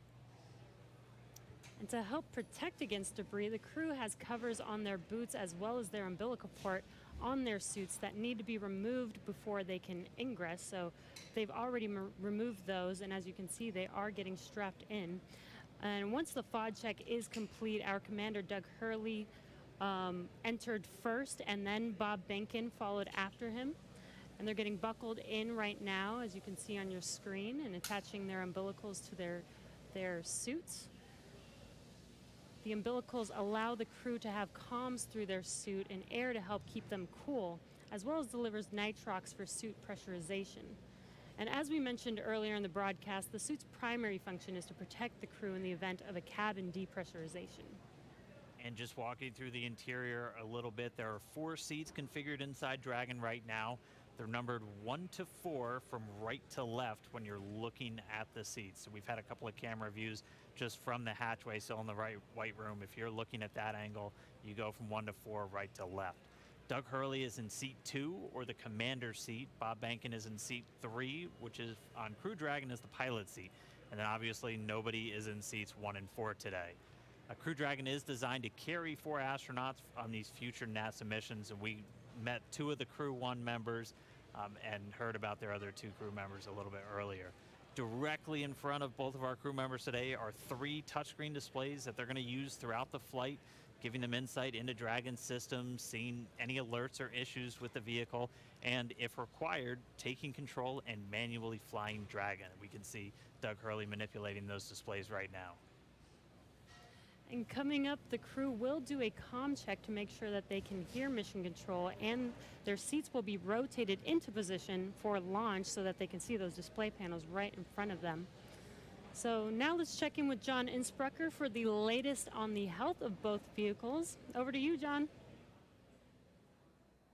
We're at T-minus 2 hours, 36 minutes, 30 seconds in the countdown for the launch of Falcon 9 with Dragon to the space station. The Dragon launch ops team has completed their major activities to prepare the spacecraft for the astronauts. Checkouts are complete of major systems, including the escape system. And as you can see, ingress of the astronauts well underway. They're hooking their suits up to the various cabin systems. Right now on Dragon, there are no issues in work. Comm checks will be coming up shortly on the Dragon spacecraft with the crew. We might be able to hear some of that, and we'll bring it to you as it happens. Now, currently, the Falcon 9 team is preparing for their final checkouts and propellant load. Checkouts are due to begin at T-minus 2 hours. That's when the majority of the launch crew will actually get on console officially in Fire Room 4 at Kennedy Space Center. Currently on Falcon 9, all systems are go. The Air Force Range continues to report no problems with air and sea space clearance. Everything's looking good. Roadblocks are up around the launch pads. The weather forecast continues to be acceptable, but something we're going to watch all the way through. We're not only looking at weather at the launch site, but we are looking around the world. We need to make sure conditions are acceptable if Dragon has to splash down in the Atlantic in case of an escape. We're also monitoring contingency splashdown locations if the crew had to come back to Earth before docking with the space station. Right now, those conditions are getting better as we go through the day. At the launch pad, things continue to be a 60% probability of violating the conditions, or 40% chance if you're an optimist of good weather. But right now, the clock is continuing to count down. All systems are go. We're just inside T-minus 2 hours, 35 minutes. All right, now as Bob and Doug finish their ingress procedures and get comfortable inside Dragon, we're going to continue to listen for those comm checks. They should be coming up in just a little bit. But right now I'm joined now by SpaceX's Jessica Jensen and Lars Blackmore just to discuss a little bit more about what make Dragon and Falcon 9 a 21st century launch vehicle. So first off, thank you so much for joining me today. Jessica, I'll start with you. Yeah. Walk me through kind of Dragon's life history and how we got to where we are today. Sure. So Dragon was designed from scratch 12 years ago by SpaceX. It was designed to carry cargo to and from the International Space Station. And what that means is 12 years ago wasn't that long ago. So we got to use state-of-the-art materials, state-of-the-art, computer processors. So really, Dragon, to start off with, is already a modern advanced spacecraft. But then there's two other parts of it also that really led to commercial crew. One part of it was that we actually were able to man-rate cargo Dragon while it's in the vicinity of the space station and attached to the space station. So that was a huge learning curve for crew. We human-rated a spacecraft for a portion of the mission, and then for crew, you just have to obviously expand it for the whole mission. And then the last part was Cargo Dragon has been this amazing test bed for commercial crew. And what that means is we were able to test out like heat shield materials and parachute materials on Cargo Dragon before they ever flew on Crew Dragon. Very cool. And that's just one part of the equation. Lars, walk us through, again, just the flight history of Falcon 9 from the humble beginnings to where we are today. Well, Falcon 9 first flew almost 10 years ago today. And even though the first version of that rocket couldn't carry humans, the fundamental design was made with that goal in mind. Over the course of 87 launches, we've steadily improved the rocket so that now it has twice the payload to orbit that we started out with. We can land and reuse the first stage and the fairing, and most importantly for today, we have the reliability that we need for humans. Now, what's interesting is that reliability has come from steady upgrades and almost a decade of flight experience, but it's actually quite hard to prove reliability. This is something that the commercial airline industry has been grappling with for decades. And just like them, we rely on lots and lots of testing. So for instance, if you take the Merlin 1D engine, that has to fly for about 6 minutes continuously to get to orbit. We took one of those and ran it for more than 250 minutes to get the statistical proof of reliability that we need. So it's that testing and lots of analysis that gives us and NASA the confidence that Falcon is ready to fly humans for the first time. And obviously a lot of additional upgrades, a lot of additional testing had to go just to make sure that both of these vehicles were human rated. So walk us through some of the specific upgrades to Dragon to meet that criteria. Yep. So the first one's pretty obvious. We had a Cargo Dragon. It has lots of cargo cubbies, so we took all of those out, replaced it with astronaut seats, crew displays, and crew controls. But one thing that people may not know is on Cargo Dragon, we've actually been flying mice to and from the International Space Station for years. And what that meant was we had to design an environmental control and life support system for Dragon years ago. It provides oxygen, it scrubs carbon dioxide, and among other things, it controls temperature and relative humidity. So even though that was done on a smaller scale for mice, it was a great learning curve on how to help man-rate a spacecraft when you have to do it for humans. And then, Lars, same question. What kind of specific upgrades had to go into it to certify Falcon 9 for this day?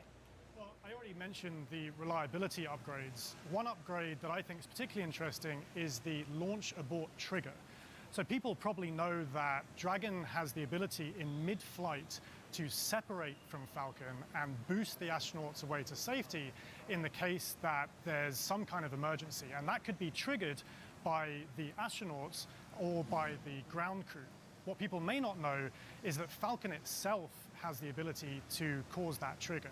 And it will do that entirely autonomously using algorithms, software, and sensors. And that's particularly important in the case of a time-critical fault, where aborting quickly means aborting safely. And in some cases, Falcon can do this quicker than 3/10 of a second, so much faster than a human. And Lars, I'm going to pause right there for a sec. We're getting some comm from the crew. And so coming up shortly, we're going to hear these communication checks. Bob and Doug are going to be talking to several positions down on the ground, and they're going to be using both communication speakers inside of Dragon and inside their suits in a series of communications checks. They're also going to be doing these checks over different satellites and ground stations. PLT, comm check, umbilical. CDR, loud and clear. PLT, loud and clear. Core, loud and clear. Umbilical, comm check complete. Stand by for ground station comm check.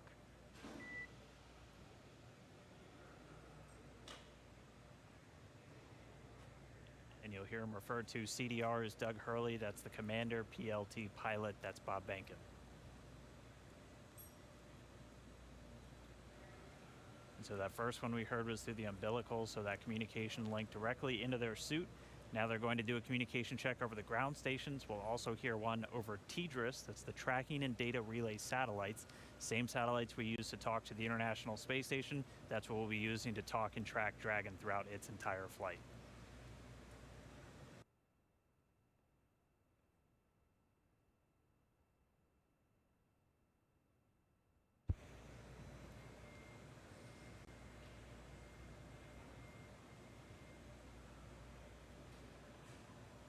So again, just waiting for a moment for the teams to continue configuring everything. They're going to do these ground checkouts now, and you're going to be hearing them talk directly to the core. It's the Crew Operations Responsible Engineer. That's essentially the Capcom if you followed NASA missions in the past.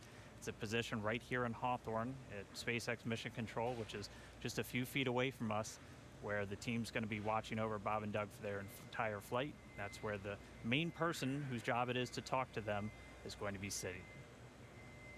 We'll also hear them do some checkouts with the launch director down there at the Cape inside firing room 4.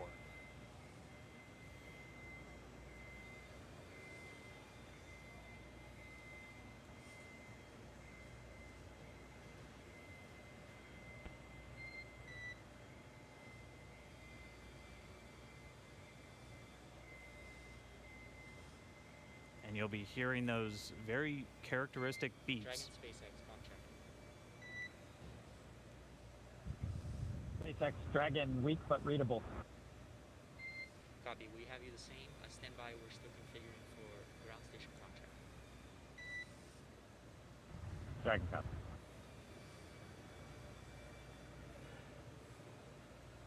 And just to further explain some of those voice protocols that you're going to hear, you might be used to hearing Houston Station or Houston Shuttle or Houston Endeavor back when we were flying those specific shuttles. You're going to hear SpaceX Dragon. That's the SpaceX team calling the Dragon team on orbit. And then Bob and Doug will be able to respond.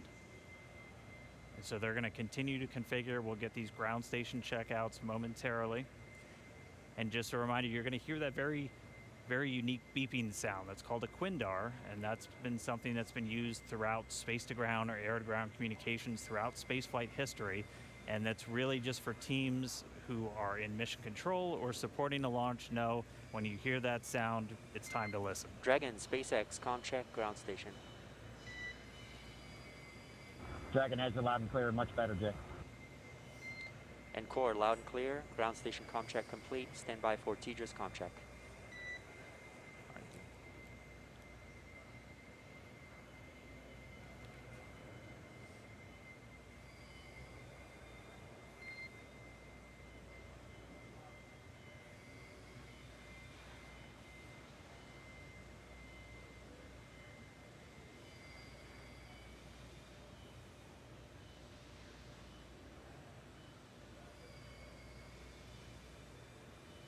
Dragon, SpaceX, comm check, TDRS.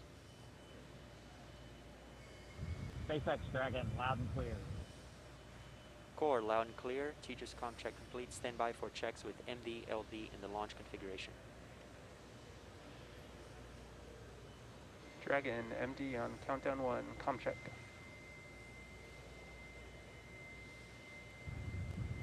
Jason, we've got you loud and clear. How you doing? Doing great. How you guys doing in there? Stand by for comm checks. Great day to launch a spaceship. Agree. And stand by for comm checks over Dragon to ground. Dragon, MD on Dragon to ground, comm check. Loud and clear. MD, loud and clear. Stand by for comm checks with LD. Dragon, launch director on countdown 1, comm check. Mike, we've got you loud and clear. Good afternoon. Good afternoon, gentlemen. Let me try on Dragon to ground 1. Dragon, SpaceX launch director on Dragon to ground 1, comm check. Loud and clear. Have you the same? Dragon, SpaceX, launch configuration comm checks are complete. Report when ready for seat rotation for section 2 of 4.100.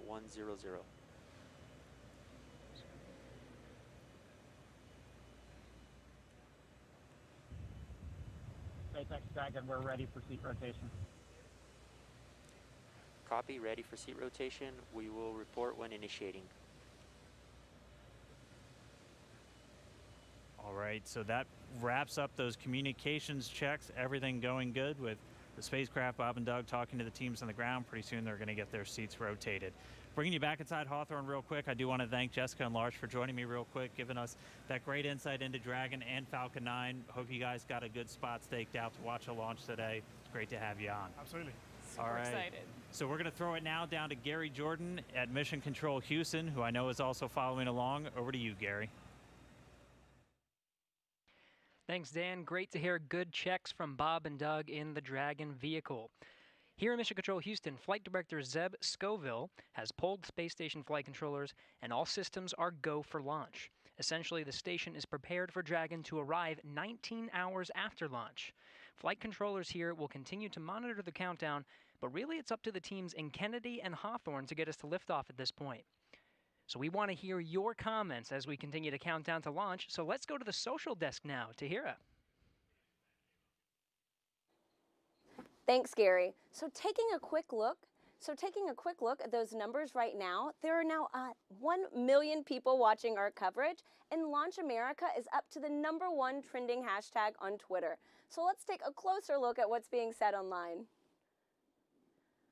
Okay, so right now we have Art Alexandria, and it looks like she's got a personal self-portrait, cosmic for sure, in her NASA flight suit. And guys, this is what I'm loving seeing online with this hashtag, is how everyone around the nation is making this launch uniquely theirs.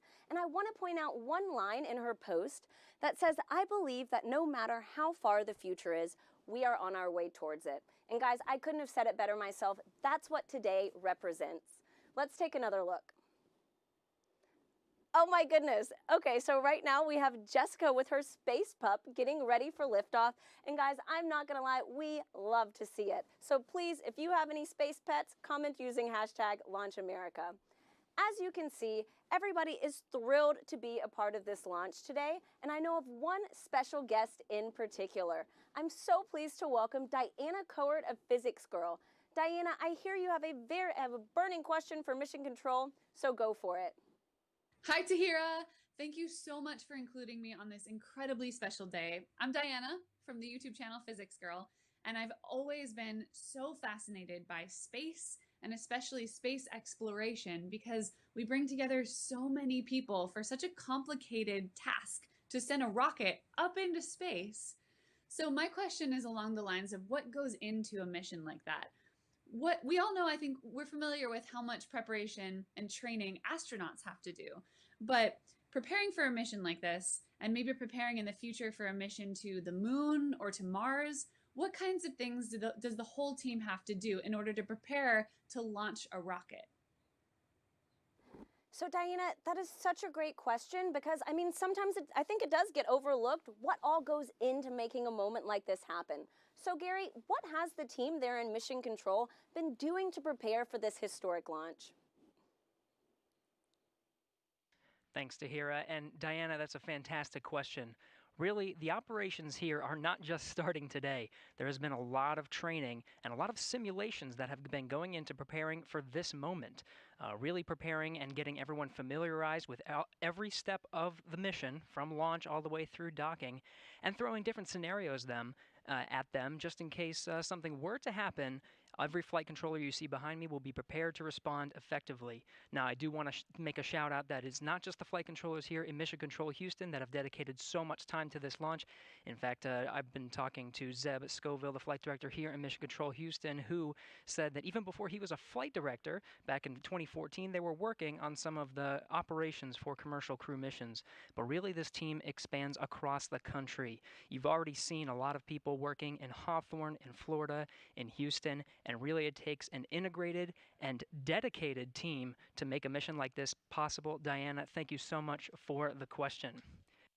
And really thanks to everyone sending in questions and for sharing in this historic mission today. Remember, as you're posting, to use the hashtag #LaunchAmerica.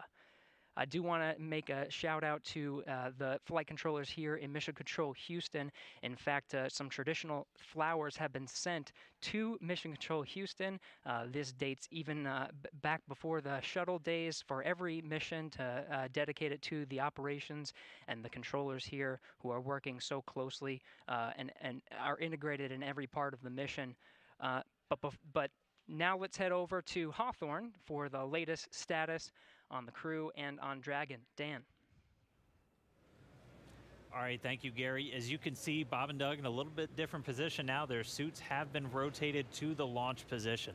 So this just puts their backs a little bit more horizontal with the ground itself, or parallel with the ground itself, and places those displays directly in front of them. We've also already moved into suit leak checks, so this is the second time they've had these leak checks done in their suit.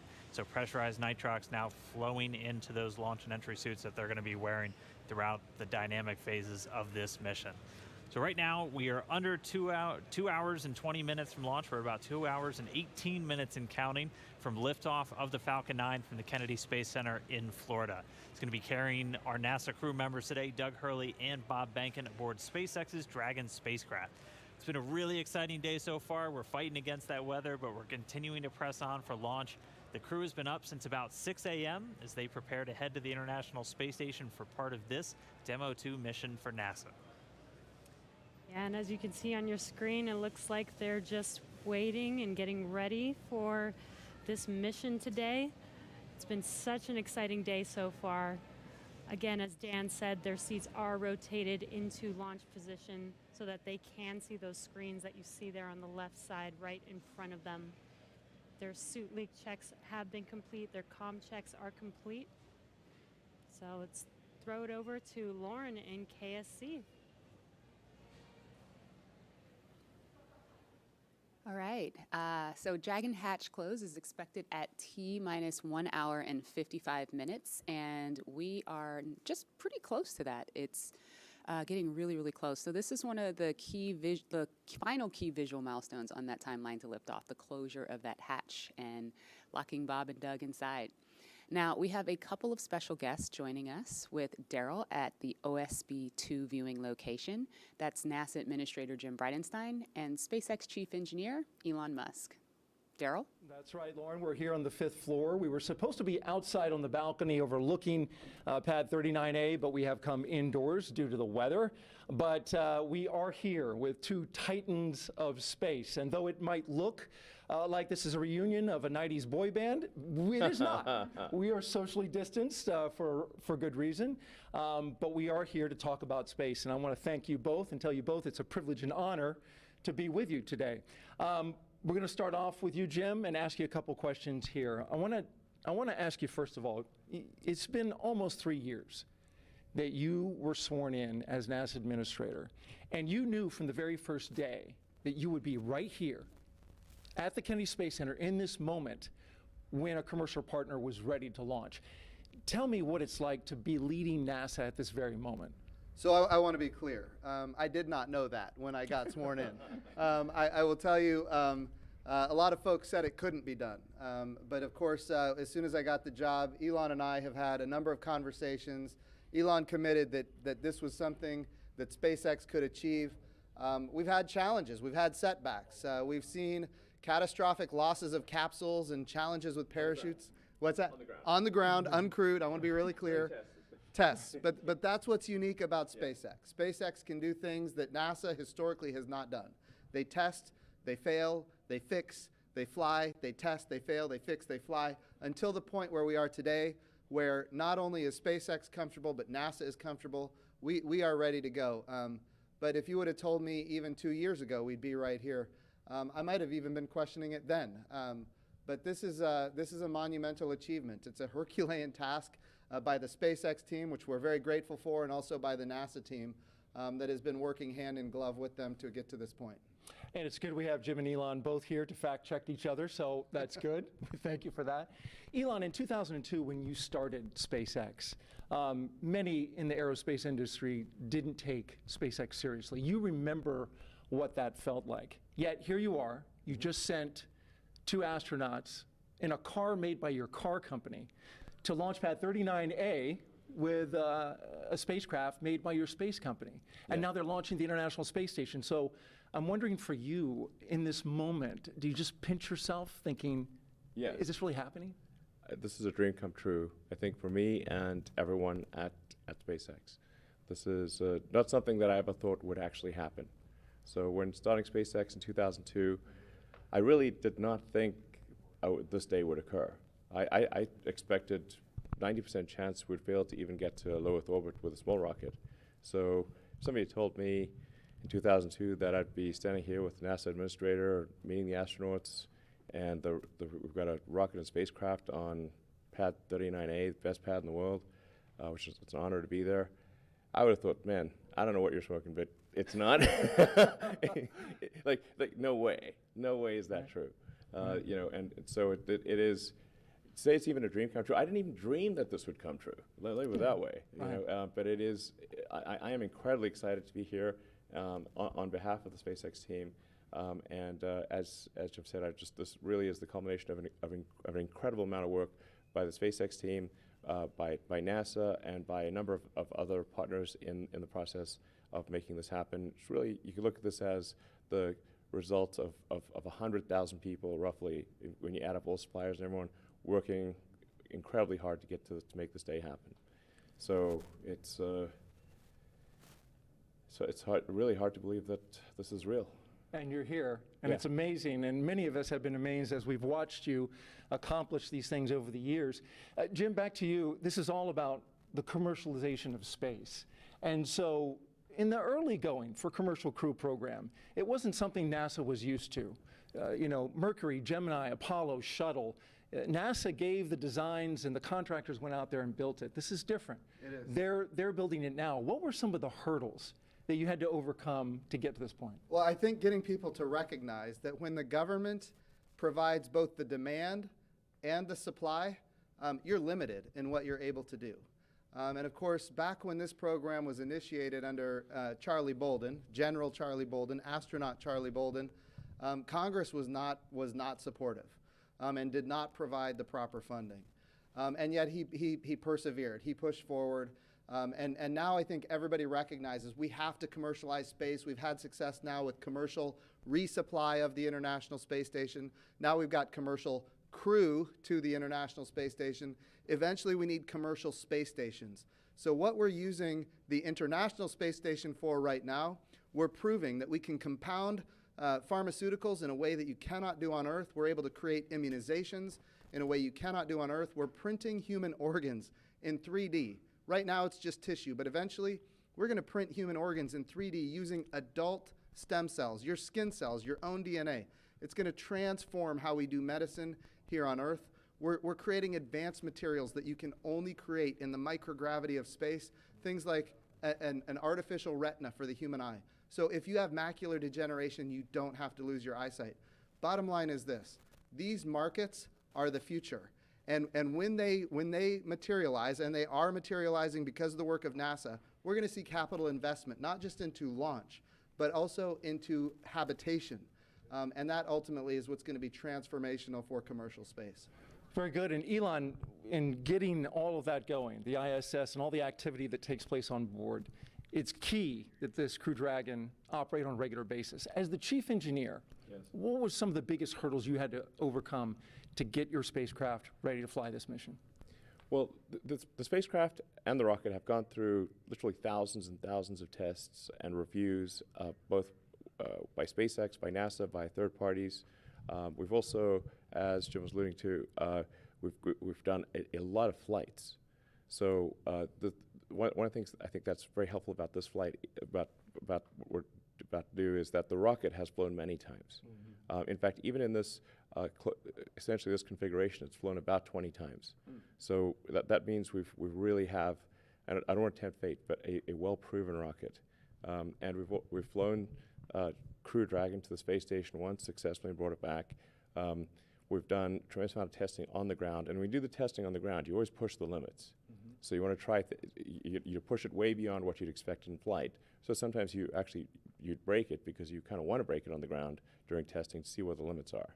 So this is a result, like I said, of thousands of tests, of thousands of design hours, and a tremendous number of smart people working incredibly hard to make this day happen.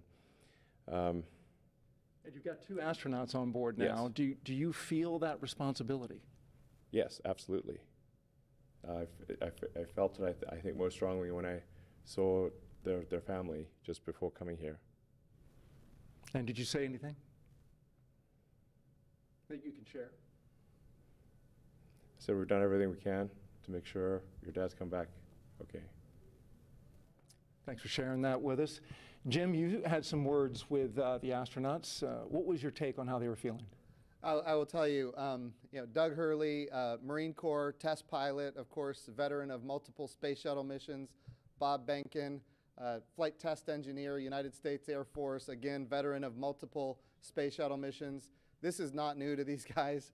All I could do is convey to them how much all of America appreciates what they're doing, that the entire world is watching, and just how grateful we are as a nation. And I will tell you, their demeanor is loose.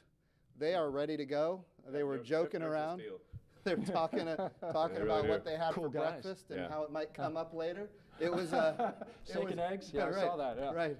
So it was nice to see. They are in their element, and we are just so grateful and proud of them. Well, that's good to hear. That gives you great confidence, I'm sure, in your positions as you hear that.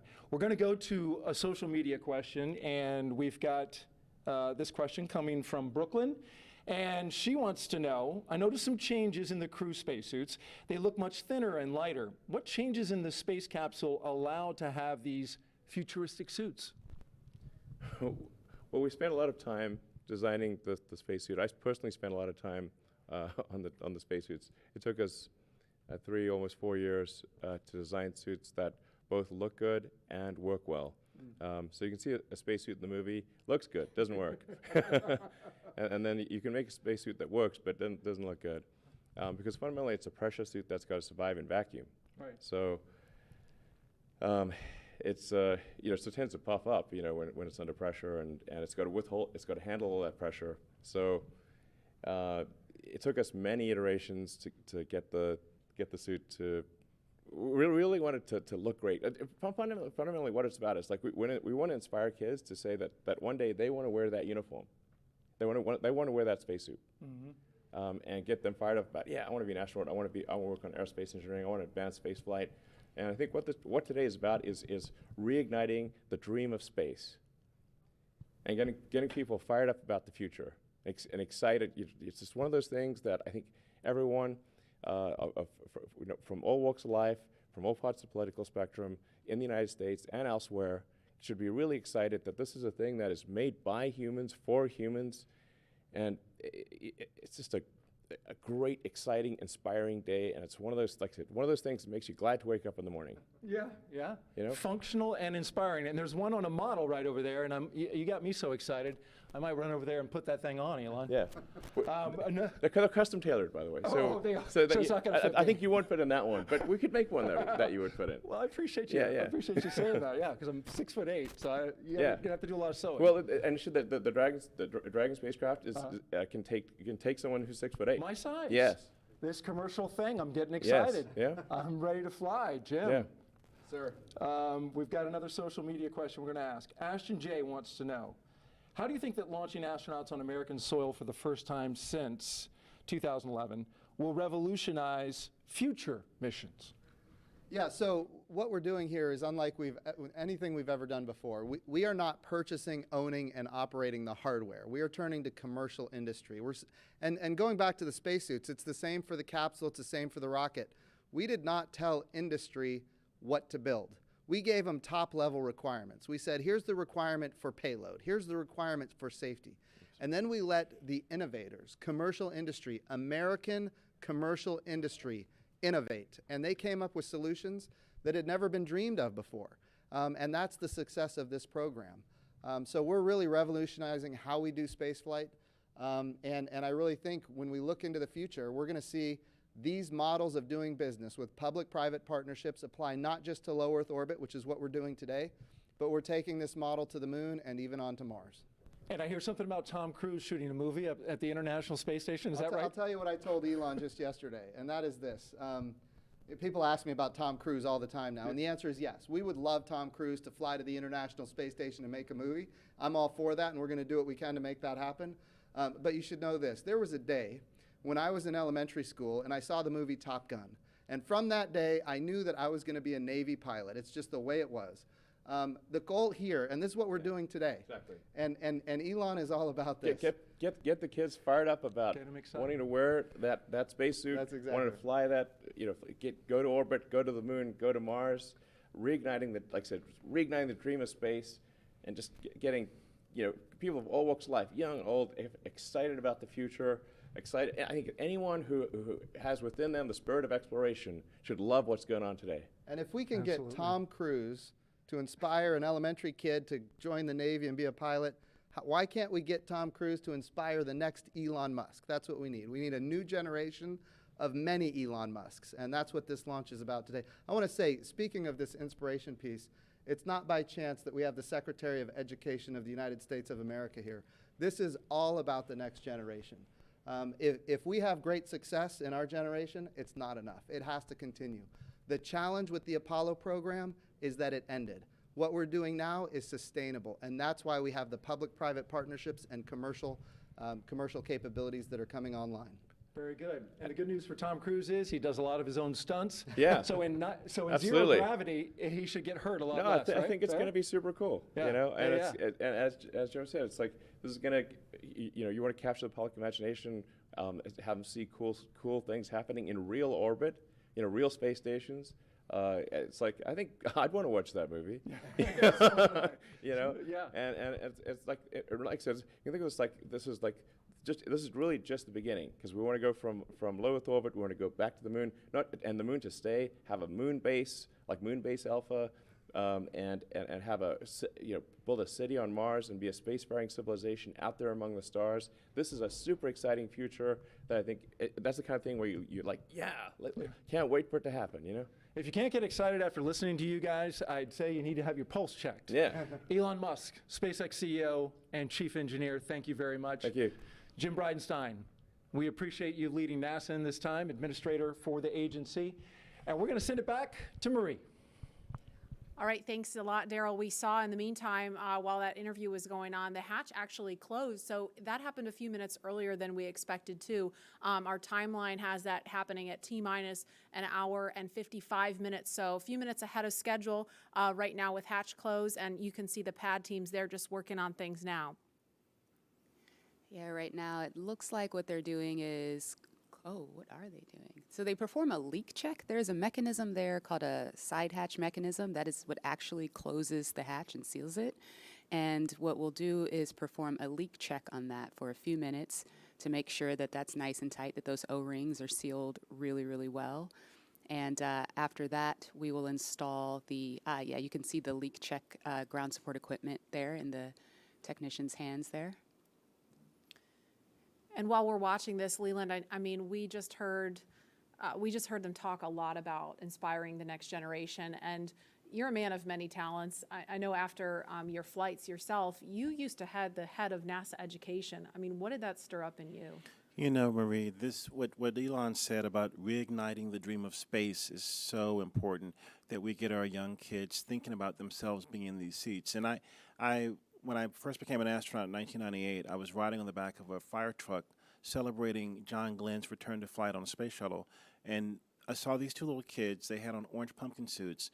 And when their dad turned them around to point to look at me on the fire truck, and it was almost as though when they saw my face, they started launching into space with rocket fuel because they were inspired, because they saw someone who looked like them.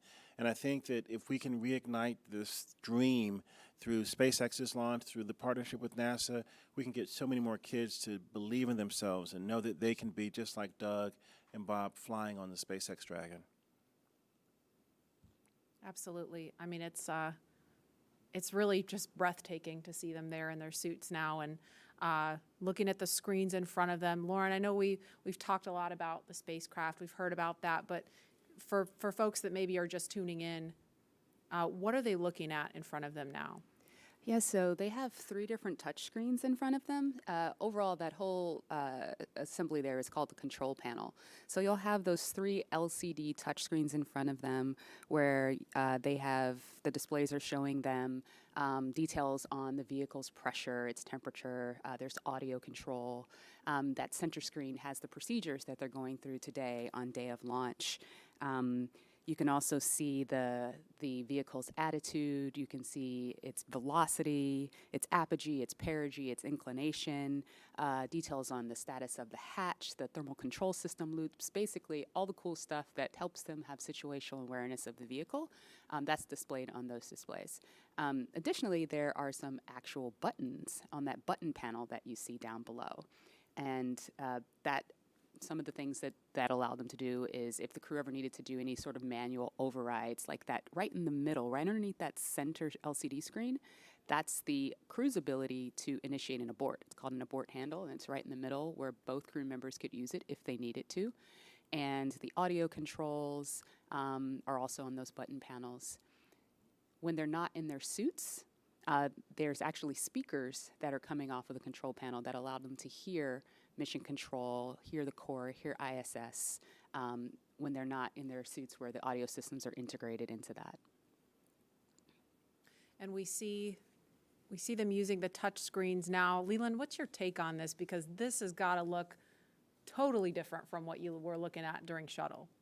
Touch screens, I mean, we had these displays and these buttons, and you know, it was one of those moments when I'm looking at this now when I had knee boards that had procedures and things on there, and the procedures are now all run in that middle screen, and the malfunctions and the things that you do to mitigate problems with the vehicle if something happens, it's all controlled right there with the 2 of them. And so it's a radical departure from what we did with the shuttle, but it's again ushering in this new era of space travel. For post-ingress brief and a check on how that suit air feels about now. And we're going to listen now for an announcement about hatch closer. Copy. Well, today we are not tracking any issues on Dragon and F9 currently. For a weather update, the weather line that is overhead, which is what you saw when you were ingressing, is now moving offshore. The next radar return is a cell over Orlando, which is expected to be our decision gate for today. and that is currently eroding. That's good news. Thank you. Copy. And then one additional item, the Cabo, the orbit site, remains as briefed, so no change there. But I do want to make you aware that that is slightly west of Cabo for go weather. So you just want to target the longitude if needed. Okay, Dragon copy, slightly west. We'll target the longitude, and the suit air has cooled off, so we appreciate that as well. Copy, outstanding. Let us know if you have any questions, and we'll keep you posted as the closeout team completes the leak check. Dragon copy.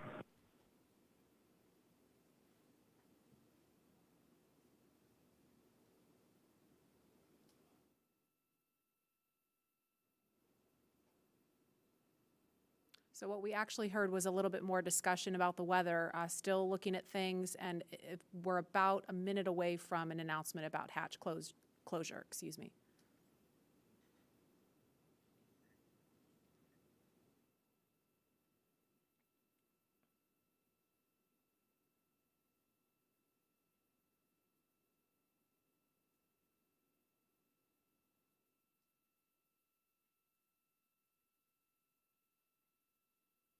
If you're just joining us, we're at T-minus 1 hour, 55 minutes and counting, and we're expecting an announcement to confirm hatch closure in just a few seconds.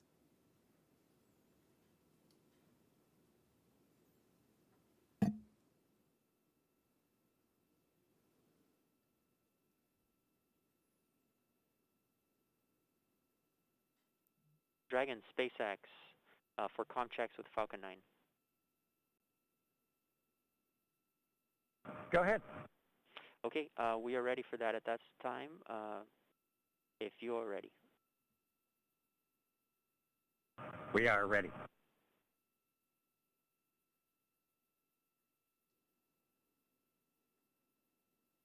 All stations up on countdown net for section 54.49, F9 responsible engineer, communication check with the crew.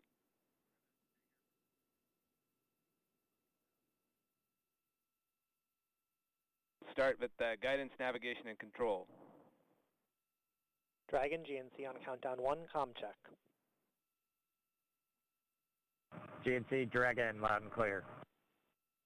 GNC loud and clear. Stand by for comm check by the propulsion engineer.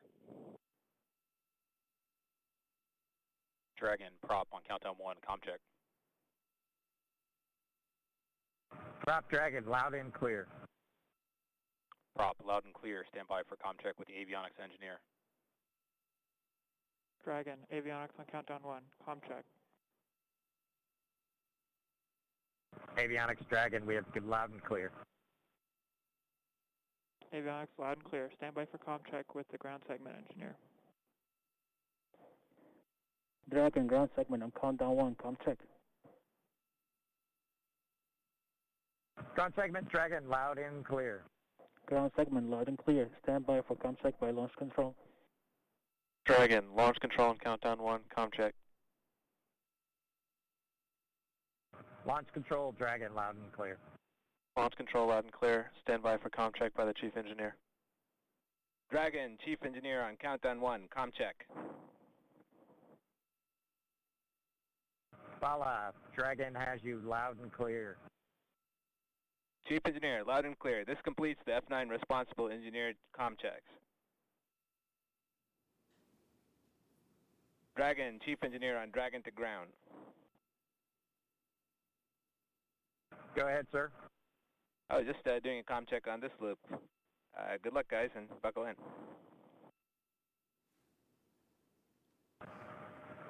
Thanks to you and the F9 team, Bala. We really appreciate it. Thank you. Thanks, Bala.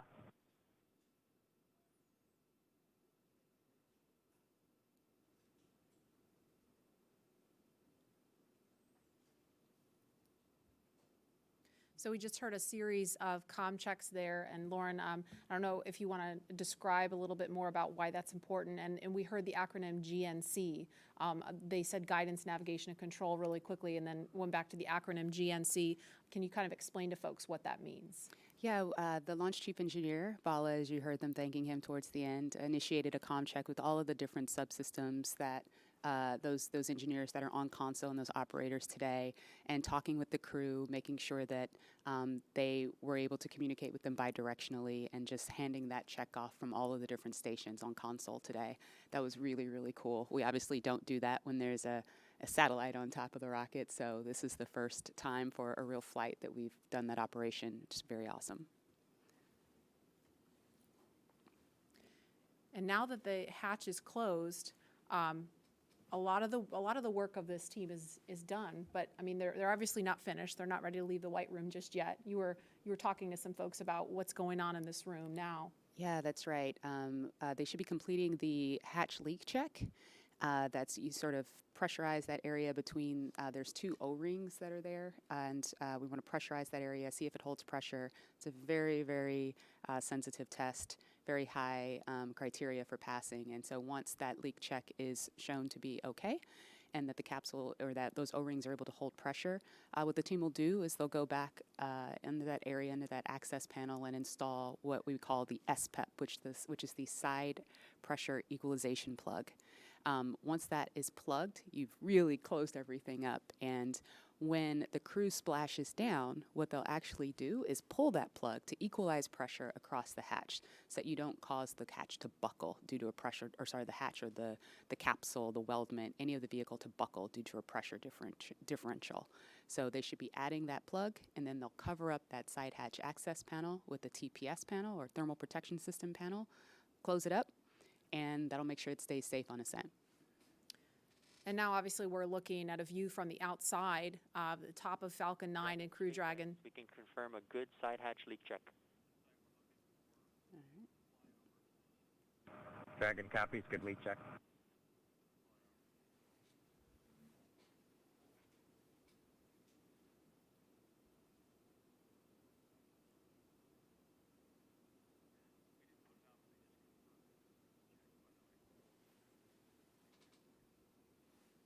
And we just heard confirmation of a good leak check.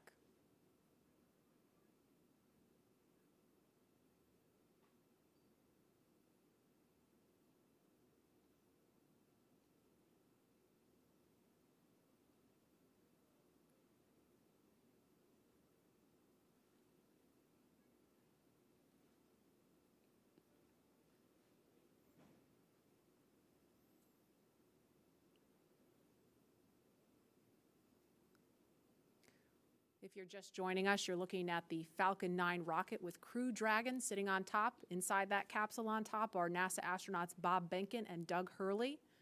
And we are inside of 2 hours until liftoff, if the weather holds up.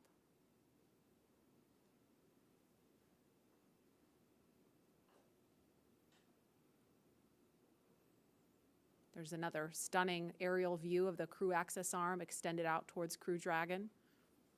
That is the final path that the astronauts took to climb aboard Dragon before they strapped into their seats and the hatch closed.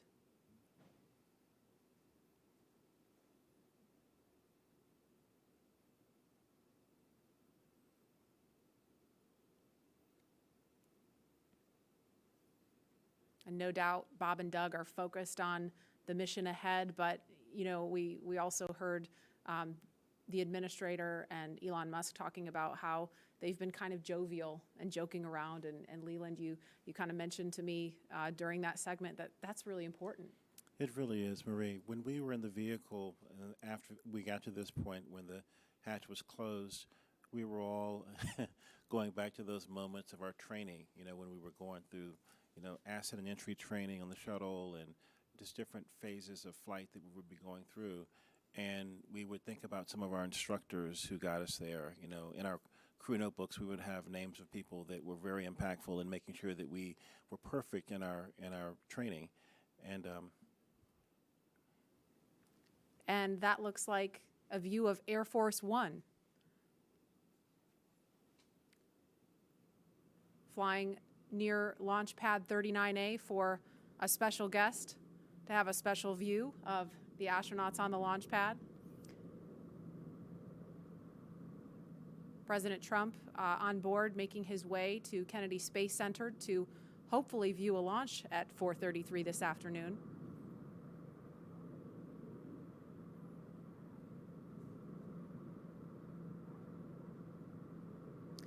And there they are in view of the launch pad, so no doubt he's looking at the window, looking out the window at Bob and Doug on the pad. That's got to be an amazing sight to see from on board Air Force One.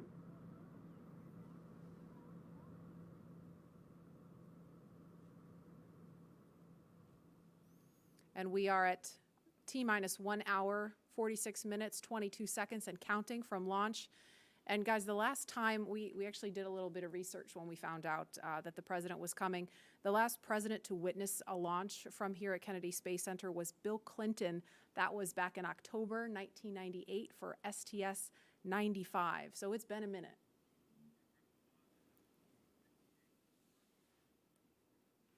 Okay, and we are about 56 seconds away from the, oh no we're not, we have an hour and 56 seconds away, never mind. Instead, we are 1 hour and 45 minutes away from launch, and Tahira, you are there with the social teams. I bet you are seeing some excitement on all the things we just saw on the screen there. Hey, Lauren, I mean, like you said, things are really ramping up on social media right now, especially seeing that hatch close and also just watching this flyover happen. We are up to 1.7 million viewers across all of our social media channels, and let's check out what people are saying on Twitter right now. So it looks like we've got more creativity still going on. Some people are crying with pride in Houston, feel it. We even have Elizabeth Banks, who from the Hunger Games, that's awesome. We have more just good luck and well wishes for Bob and Doug across the nation. This has been a constant online today, which is so great to see. More just future astronauts and kiddos getting excited. We even have the band Bastille tuning in for launch. This is awesome. And just looks like more people standing by to witness this historic launch today.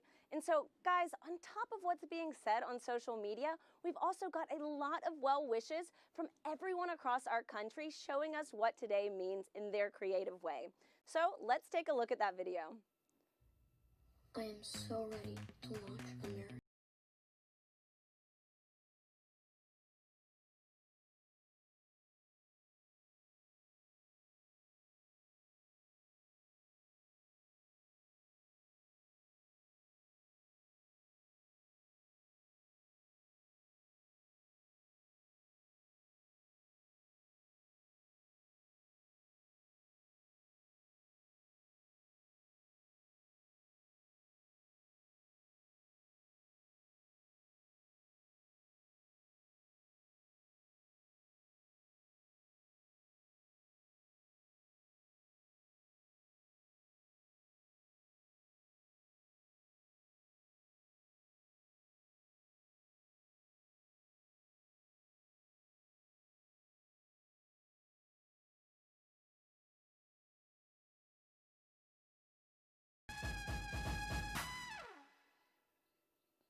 Wow, I mean, guys, just look at everybody excited for today's launch. If that doesn't get you pumped, like, come on, let's go. We even got to see astronaut Snoopy in there, which is a personal favorite of mine. I actually have my lucky Snoopy pin here. You probably can't see it, but he is literally my spirit animal. Anyways, guys, get excited. The time is almost here. And with that, let's toss back to Lauren at Kennedy. Lauren. Thanks, Tahira. Tahira likes the Snoopy. I like the little girl doing the worm, Leland. She wasn't doing the meatball. She was doing the worm. There's someone out there doing the meatball, I'm sure. I want to know what that looks like. No, I don't. I don't. Clearly, this is capturing the attention of people all across the country and the world. So please continue to join the conversation by using the hashtag #LaunchAmerica across Facebook, Twitter, LinkedIn, and Instagram. And we've had the opportunity to share with you a lot about the SpaceX Crew Dragon vehicle the crew is sitting in right now, a lot about the crew themselves and the significance of today as the official return of human launch capability to American shores. And now we want to turn our attention to where the crew is going, the International Space Station. And for that, let's take you to Mission Control in Houston. Gary? Thank you, Marie. The International Space Station is an incredible facility whose construction, operation, and ongoing science All these efforts have been made possible by an unprecedented international collaboration. So to tell us more about the space station, we have International Space Station Chief Scientist Kurt Costello with us. Kurt, welcome. Gary, thank you. It's an amazing day to be here to talk to you about this historic launch to the ISS. It really is. Now, many viewers may not realize that there is a laboratory that's the size of a football field, 250 miles above the Earth, and that it's been there for nearly 20 years conducting revolutionary science. Can you share with us more about what the space station is and what it's accomplished so far? Sure, Gary. Over those 20 years, we've conducted over 3,100 experiments on board this space station. Those 3,100 experiments have been done by over 4,100 investigators and represent the work of over 108 regions and countries. The work going on the space station is not only there to help us with our exploration goals for how to go further into space, but also to bring back benefits for Earth and to produce a commercial marketplace in low Earth orbit. All three of these objectives, along with the international cooperation that it took to build such an amazing laboratory in space, are great examples of the objectives of the ISS program. Kurt, we know that today's mission is critical to providing us with a steady cadence of operational flights. But why is it so important for us to have this capability from a research perspective? That's a great question. Today's test flight brings us to the beginning of the commercial crew program, a commercial crew program which will raise our occupancy on the U.S. segment of the space station to 4 astronauts.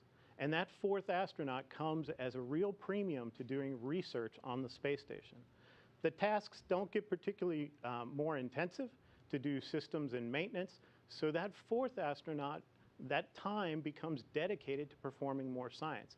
In fact, enough time that it will essentially double the amount of crew time we have to perform experiments on board station.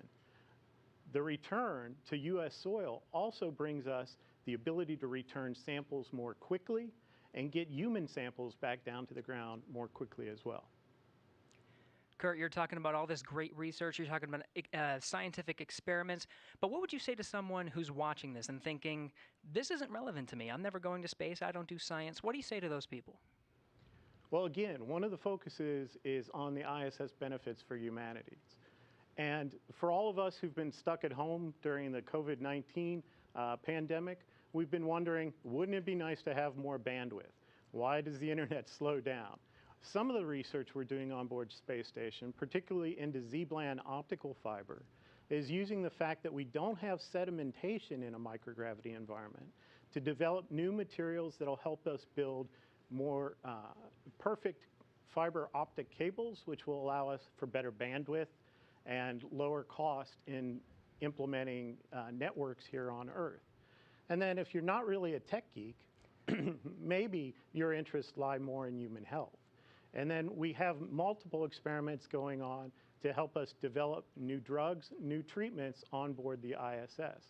Pharmaceutical companies are working on methods that allow us to crystallize proteins in space in a more purified and more standardized method. And this could lead to monoclonal antibody suspensions that we can treat through injection instead of a painful infusion. We also are developing studies into our capability to produce tissues and organs in space. Again, because you don't have sedimentation, there's a capability there to produce more realistic tissues that can someday possibly be used to prevent human disease. Now, Kurt, I know they have some cargo going up with them, but I understand they plan to bring some science back. That's right, Gary. A lot of their cargo going up with them are crew supplies and EVA supplies to support them if they have to do EVAs on board. But the cargo they'll be bringing down is science, and it comes from across the spectrum. We have student experiments in seeds that will be returning with the Crew Dragon. We also have a number of experiments that are dependent on their samples returning in frozen lockers on board the SpaceX Dragon to be able to do the science there. Those include rodent research tissues from the National Lab Rodent Research 17 mission, and also our veggie experiments, which are experiments in growing plants in space that will be needed when we go to more distant locations like the Moon and Mars. International Space Station Chief Scientist Kurt Costello, thank you so much for your time. Let's hear now from one of the next astronauts to fly to station on a Crew Dragon, talking with Marina Jurica. Marina. Thank you so much. I am so honored to be a part of today's momentous launch. My guest is no stranger to the International Space Station and will return there for the first time in nearly a decade for his third space flight with the Crew-1 launch expected later this year. Having logged 177 days in space from flights on the Space Shuttle Discovery to the Soyuz, JAXA astronaut Soichi Noguchi will have spent more time in space than any of his other crewmates. It is my pleasure to welcome him here with us today. Thank you so much for joining us, Soichi. Honjitsu wa arigato gozaimasu. Wow, that's wonderful. Marina, how are you doing? Thanks for having me today. This is wonderful. Today we are celebrating the launch, so I'm happy to be here. Thank you so much for being here with us. I am sure you have felt the excitement for today's launch, Soichi, and you will be on the next Crew Dragon flight after this one. Are you excited to launch from Kennedy Space Center again, and how are you preparing for this new vehicle? Yes, definitely we are excited to go back to Kennedy Space Center. My first space flight was from Kennedy Space Center on the Space Shuttle Discovery. That was 15 years ago, but my memory is still fresh. I still feel the vibration of the launch, the same launch pad of 39A that the Demo2 go up, and the same launch pad that we will go up as a Crew-1. And our crew is getting ready for the final training phase, which will come in the coming weeks. And the mood is really high, and we are ready to go up. And as you know, the International Space Station and space exploration is an international effort. How do you feel representing the Japanese Space Agency once again on the ISS? Well, I think the strengths of the International Space Station is the diversity of all the participating countries, and adding diversity is definitely gives a rigidity to the program. And the same applies to our crew, our Crew-1. Our Crew-1, we are 4 of us, but quite a different background, quite a different ethnicity, and definitely the diversity is the key word of our success to the Crew-1. And I'm sure it will be very successful. What are you looking forward to once you get back to the ISS? Well, this will be my third visit to the International Space Station. I like to see the things my colleagues keep saying, hey, you got to visit the space station again because it's getting more comfortable, more roomy, and I cannot wait to go back to my sleep station after 10 years. And nothing beats that view, does it? Oh, definitely. My last flight, we actually installed a big window called the cupola, and that was a big hit, obviously. This is the #1 leisure time for astronauts, and I'm ready to shoot as many photos as I can this time as well. Amazing. I will look forward to seeing those photos. I'm sure you remember exactly what it feels like in these moments right before a launch. What do you think Robert Behnken and Douglas Hurley are feeling right now as they prepare to head to the ISS? Well, Doug and Bob's space shuttle veterans, they know the drill. They have launched, they experienced the launch before. So I think they're pretty relaxed. And so far through my training, I learned that most of the steps before the launch is quite similar to what we have in the space shuttle days. So, different suit, different vehicle, but all the necessity steps to go up into the capsule should feel similar. So I'm pretty sure they are relaxed. Of course, they are very excited. I'm sure they are. Gokatsu yaku wo oinori shite imasu. Honjitsu wa arigato gozaimashita. Thank you so much, Soichi, for joining us today. Oh, Marina, you are so good. Domo arigato. And we'll both enjoy the beautiful lunch today. Thank you very much for having me. Bye-bye. Bye-bye. Good luck with your launch later this year. And as the excitement builds towards launch, I will send it back to you. Thank you, Marina. I now have the distinct pleasure of being joined by one of NASA's record-setting astronauts and a recent resident aboard the International Space Station, Christina Cook. Christina, thanks for joining us. Great to be with you, Dan. Christina, we're coming up on 20 years of continuous human presence on the space station, and you were one of those humans. What's it like to see a new milestone like this launch unfold after so much history already? So much history indeed. It is really just such a testament to NASA. Not only are we pushing the boundaries of knowledge and discovery and exploration, but we're pushing the boundaries on how we accomplish that mission. We're bringing in commercial partners, we're fostering a space economy, so we're making sure that we're always pushing forward, always taking that next step. I think it's such a privilege to be part of an organization that recognizes if we're not actually making steps and innovating every single time we do this, then we're not truly answering humanity's call to explore and to push those boundaries. Christina, I know Bob and Doug are veterans themselves, but what advice do you have for Bob and Doug, given your experience as a long-duration station crew member? Well, being able to live on board the International Space Station and work there is just such a privilege. You know, you're a steward of this amazing laboratory that's bringing so many benefits down to Earth and also learning how we can push farther into the universe. So it is quite an honor, and I think that's the main thing about how it feels to be up there for a long duration. You know, in terms of advice, Bob and Doug have been great mentors for me. They've given me advice for so many years. It's strange to be the one who could be in a position to offer them anything.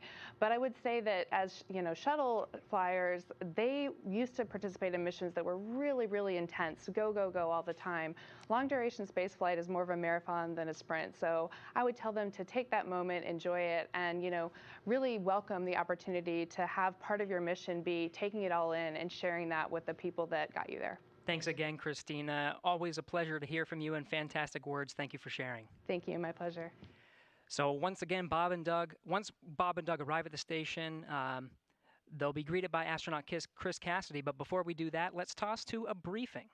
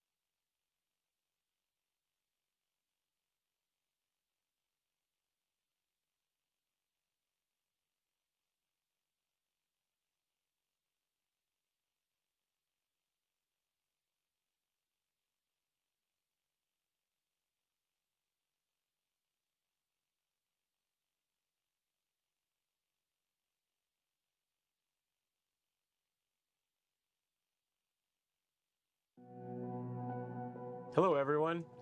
I'm astronaut Chris Cassidy, commander of Expedition 63 on board the International Space Station, flying 250 miles above the Earth. Like you, I'm excited about today's launch and the possibilities it will bring to America and to the world. But also, I'm very excited that two close friends will be arriving and joining the crew. I had the privilege of flying with Doug Hurley on both of our first shuttle missions back in 2009. Together, we came to the International Space Station and helped construct the amazing facility that it is today.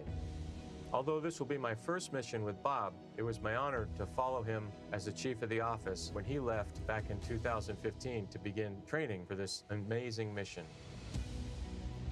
Personally, I've been very fortunate to fly in two different spacecraft. Launching from America on the Shuttle, and most recently launching from Kazakhstan in the Soyuz. But I can't tell you how exciting it is to know that we're once again launching Americans from the coast of Florida. And finally, here's a story I'd like to share with you. Back in 1981, John Young and Bob Crippen launched on Space Shuttle Columbia, the very first space shuttle flight, marking the last time we flew Americans on a brand new vehicle.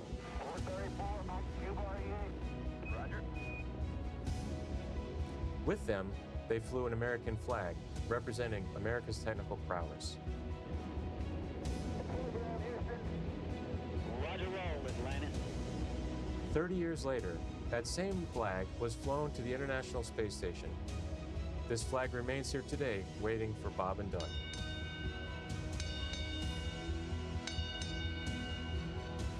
Our flag means so many things to our country, and this small piece of America represents what we'll be able to achieve together. We'll never stop exploring. And so Bob and Doug can take this very special flag home to Earth, where it awaits its next journey to the cosmos. In a few years, the first Orion crew will take this flag with it around the moon. All of this starts today. I'll be watching outside the window along with everyone else in America and around the world. I can't wait to look out the window and see my friends on close approach. Go Falcon 9, go Dragon, and go Bob and Doug. I'll see you soon.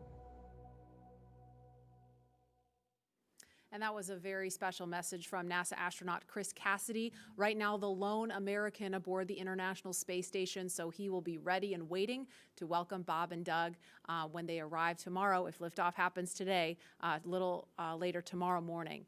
The countdown now stands at T-minus 1 hour, 25 minutes, 54 seconds, and counting until launch. And we'd like to share with you just how much has happened here at Kennedy Space Center since the last time we had a crew on the pad launching from here. As you can imagine, the end of the shuttle era was a bittersweet moment for many people across this spaceport. But in the end, we knew we were striving for this day, and here we are. Joining us now is Kennedy Space Center's Deputy Director, Janet Petro, on the comeback we've seen across Florida's Space Coast. She's with Daryl Nail now at OSB-2. Daryl? Yeah, thank you, Marie. Janet, you were just telling me you were there at the crew walkout. Tell me a little bit about what you saw between the astronauts and their families. So it was very historic. It was very emotional. So when Doug and Bob first came out of the doors, of course, a cheer went up from everybody. The Vice President was there, Elon was there, the crew families was there, and of course, Bob, myself, and the rest of the center leadership was there to cheer them on. But then, when they came out and then they went to the families, and Bob Benkin said, "Virtual hug," and he shouted out, "Virtual hug," and he did this motion, and of course his child also did that virtual hug, and so I guess that's the tradition of doing a virtual hug with the families. And then they, then they walked and got in the Tesla. Either side, and the family walked right up to the window of the Tesla and were talking, having a private last moment with their father, hand on the window. It was very emotional. I had tears in my eyes. I don't know how many other people had tears in their eyes, but it was really a special, emotional moment, and everybody was, of course, wishing them well. A lot of I love yous, a lot of Godspeeds, a lot of Ad Astra, take care, all of that. So it was very special. Thank you so much for sharing that with us. And in the context of why it's so important, Janet, you remember, you've been here since 2007. Yep. You were here at 2011 when Shuttle Atlantis came to wheel stop. I've talked to my uncle and father who worked out here. Layoff notices went out like the next day when the shuttle came to a stop. It was a very sad time. Bob Cabana, the director here, called it depressing. Tell me about that time and how far we've come. Yeah, so as you note, it was the end of a very iconic program. A lot of people had spent their entire career working on the Space Shuttle program. So 135 flights, all of them launching from Launch Complex 39, many from 39A, where we're going to be launching from today, and then returning back, at the shuttle landing facility. Those two iconic sonic booms was something that all along the Space Coast people really resonated with, really felt in their hearts and looked forward to. So it was a very sad time, but I will tell you that 30-year program, we had planned for it. The workforce was incredible. There was a lot of people who, as I said, spent their entire career here, and they wanted to safely fly that shuttle out, and then they retired. There was also another large group of people that just wanted to put on their resume that they had been privileged to work on the Space Shuttle. So the workforce I was incredibly proud of, because they were resilient, they were dedicated, they were committed to safely flying out that shuttle. They didn't skip any steps, and regardless, as you said, that they knew they were getting their layoff notices. I think it landed on a Wednesday. They were getting their layoff notice on a Friday. They were in it till the end to make sure we safely flew it out. And of course, we had 14,000 workers out here then, which we have a lot fewer here today. And of course, our guest operations, you remember those last shuttle flights, everybody around the country wanted to be a part of that experience, and we at the center really leaned forward to maximize how many people we could get both on site and never mind how many people were lined up at the beaches all along the river to watch that last flight. And of course, today with COVID, unfortunately, we weren't able to have any on-site guest operations, which was pretty sad for this historic flight. But I'll bet that there's a ton of people watching from the beaches or from even their TV as we launch here today. I'm sure there is, and tribute to your leadership and Bob Cabanas as well, getting things turned around here as a multi-user spaceport, getting the commercial entities in here. We appreciate all that you've done to make that happen. Janet Petro, appreciate you being here. Thank you, Daryl. All right, Marie, we'll toss it back to you. All right, thanks, Daryl. And as NASA and SpaceX have worked for years to get to this moment, today's mission opens the door to an entirely new era in human spaceflight, not only for astronauts, but someday for the general public as well. From the beginning, it has been our mission at SpaceX to help make humanity a multiplanetary species. And today's mission is an important step towards that goal. The key to opening up space access for people like you and me is reusability. Without it, traveling to space is just far too expensive for the average person to do. Imagine how expensive a flight from LA to New York would be if you had to throw the plane away after a single trip. A lot. Yeah, exactly. That ticket would cost hundreds of millions of dollars, and almost no one could ever afford to fly.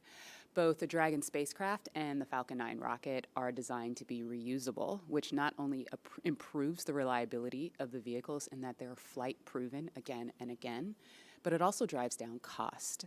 This is essential to enabling not just a handful of people, but rather hundreds of thousands of people to get out there and to explore the moon, Mars, beyond.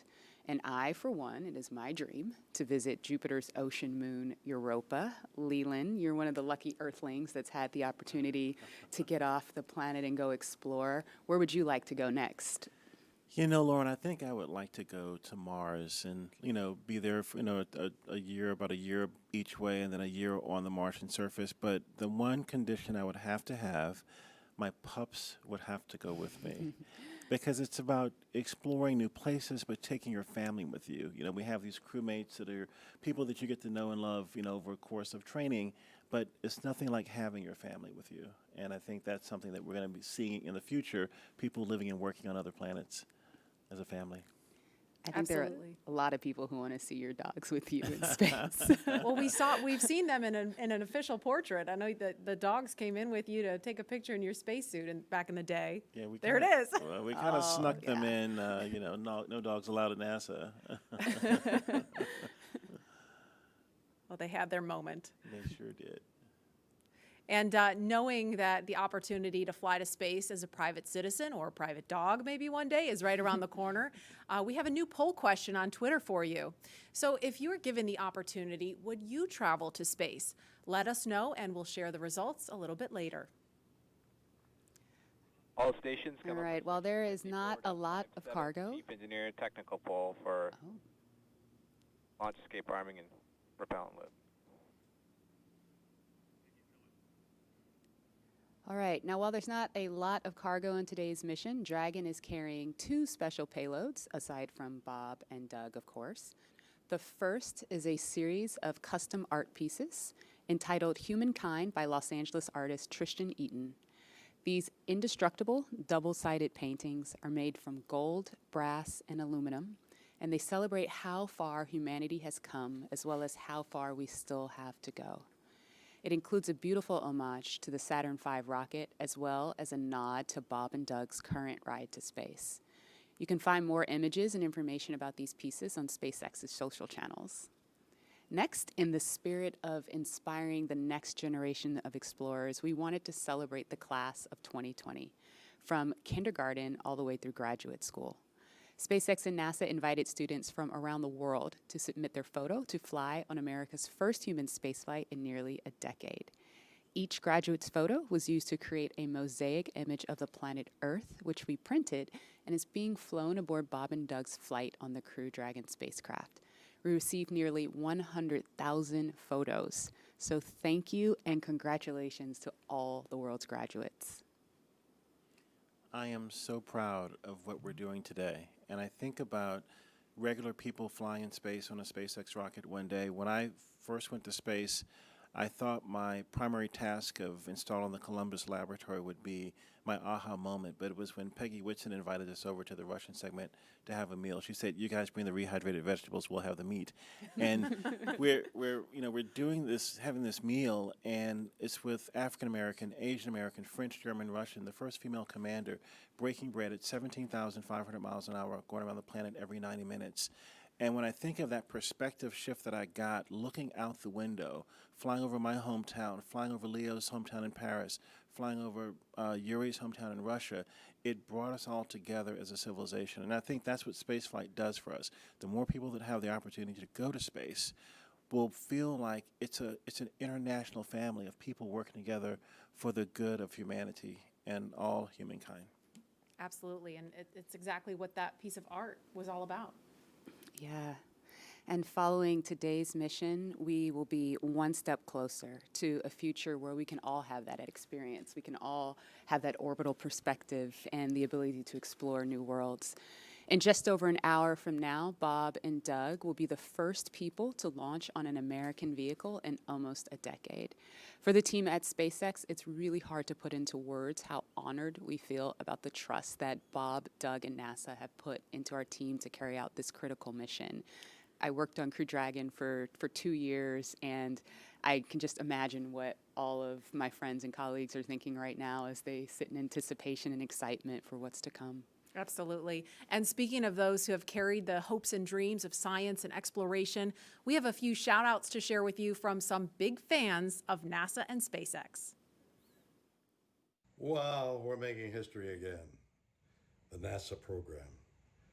I am there with you guys in spirit. Bob, Doug, good luck. I know you'll be fine. I'll be watching and got everything crossed, arms, legs. I'm tied in a knot. Can't wait for you to get back safely. This is the first time a U.S.-built rocket has taken people into space in 9 years. It's quite an accomplishment.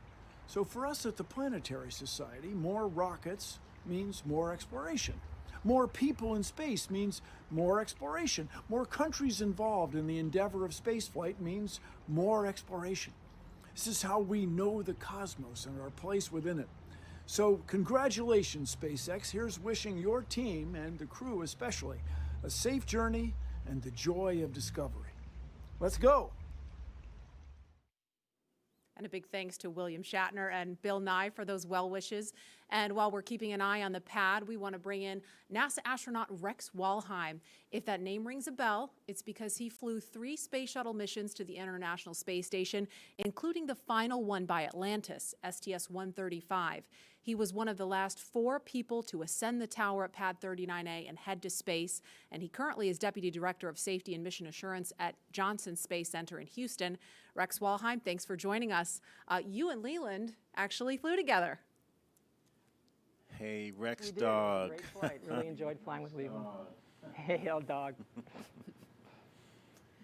Rex, you flew on the final shuttle mission, we said STS-135 with Doug, in fact. What's it like seeing him in Crew Dragon right now?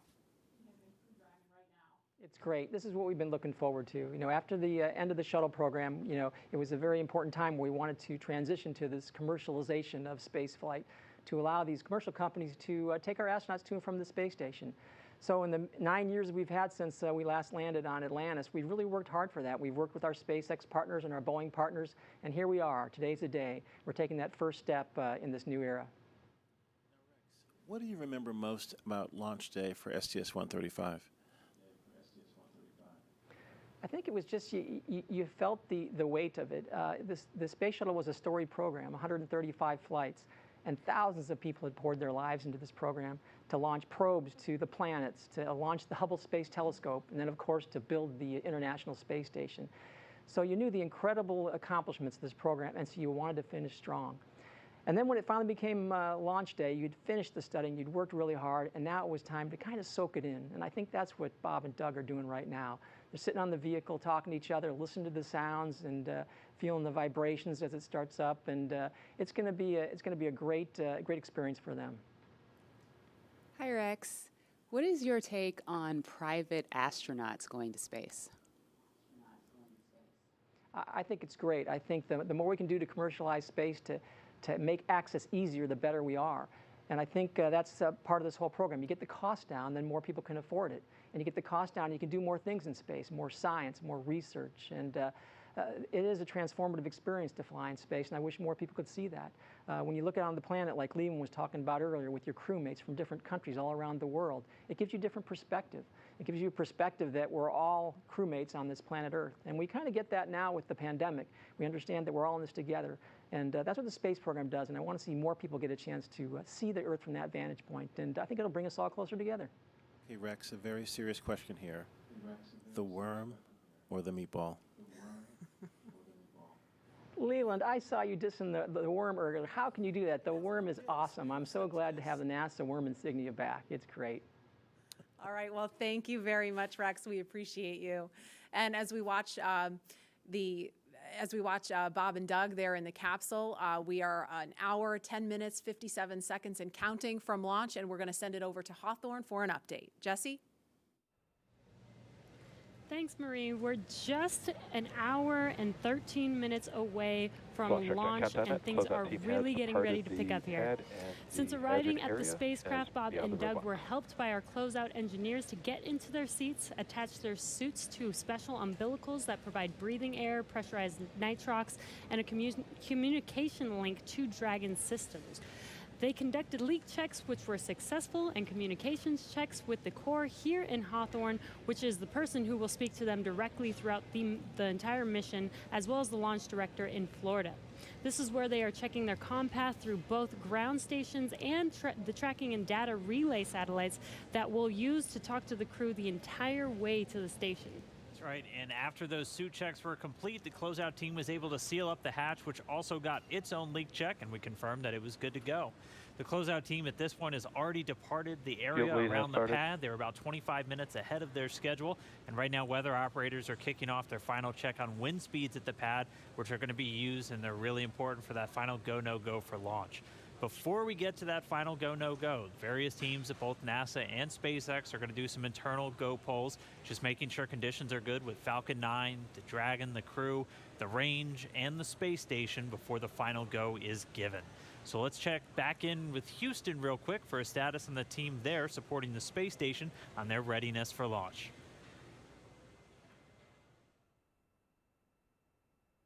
In Mission Control Houston, led by Flight Director Zeb Scoville, has been polled, and we're go for launch. All systems on board the station that are required to be healthy for the mission are reported good, and we're standing by. Station power and communication systems are looking healthy, life support systems and thermal conditions are normal, and the trajectory is right on track to ensure that Dragon's flight will meet right up with the orbiting complex as planned. Chris Cassidy aboard the International Space Station is finishing up some tasks, going into his pre-sleep period, and will be able to watch the launch of Bob and Doug. Mission Control Houston will largely be in a monitor mode for the first 18 hours of the flight, with the team here really jumping into the mix tomorrow when Dragon gets in range of the International Space Station and we begin integrated operations. So I'll send it back. Everything's green on our board from the International Space Station. Go Falcon 9, go Dragon, and Godspeed to Bob and Doug. All right, thank you, Gary. If you are just now joining us, you picked a really good time because we are 1 hour, 8 minutes and counting away from launch. And this is our coverage for this mission known as Demonstration Mission 2 or Demo 2. Liftoff time still holding for 4:33 p.m. Eastern, tracking no issues with Falcon 9 or Dragon, and we're still waiting for that weather to hopefully cooperate. We're still tracking a few things like precipitation and flight through clouds. We're hoping that clears within the next 20 minutes or so. Over the last 3 hours, our crew members, Doug Hurley and Bob Behnken, donned their SpaceX suits in the historic crew quarters suit-up room and made their way out to Launch Pad 39A. They walked out of the crew quarters building just as every astronaut to fly from this spaceport has done since Apollo 7. They were transported to the pad where the crew now on board the Crew Dragon spacecraft, and we're continuing to get views of them inside that cabin live. Today is a historic launch. It will be the first time a commercially built spacecraft will launch people into orbit, and the first time since the U.S. has sent people to the space station from American soil since 2011 with the retirement of the Space Shuttle program.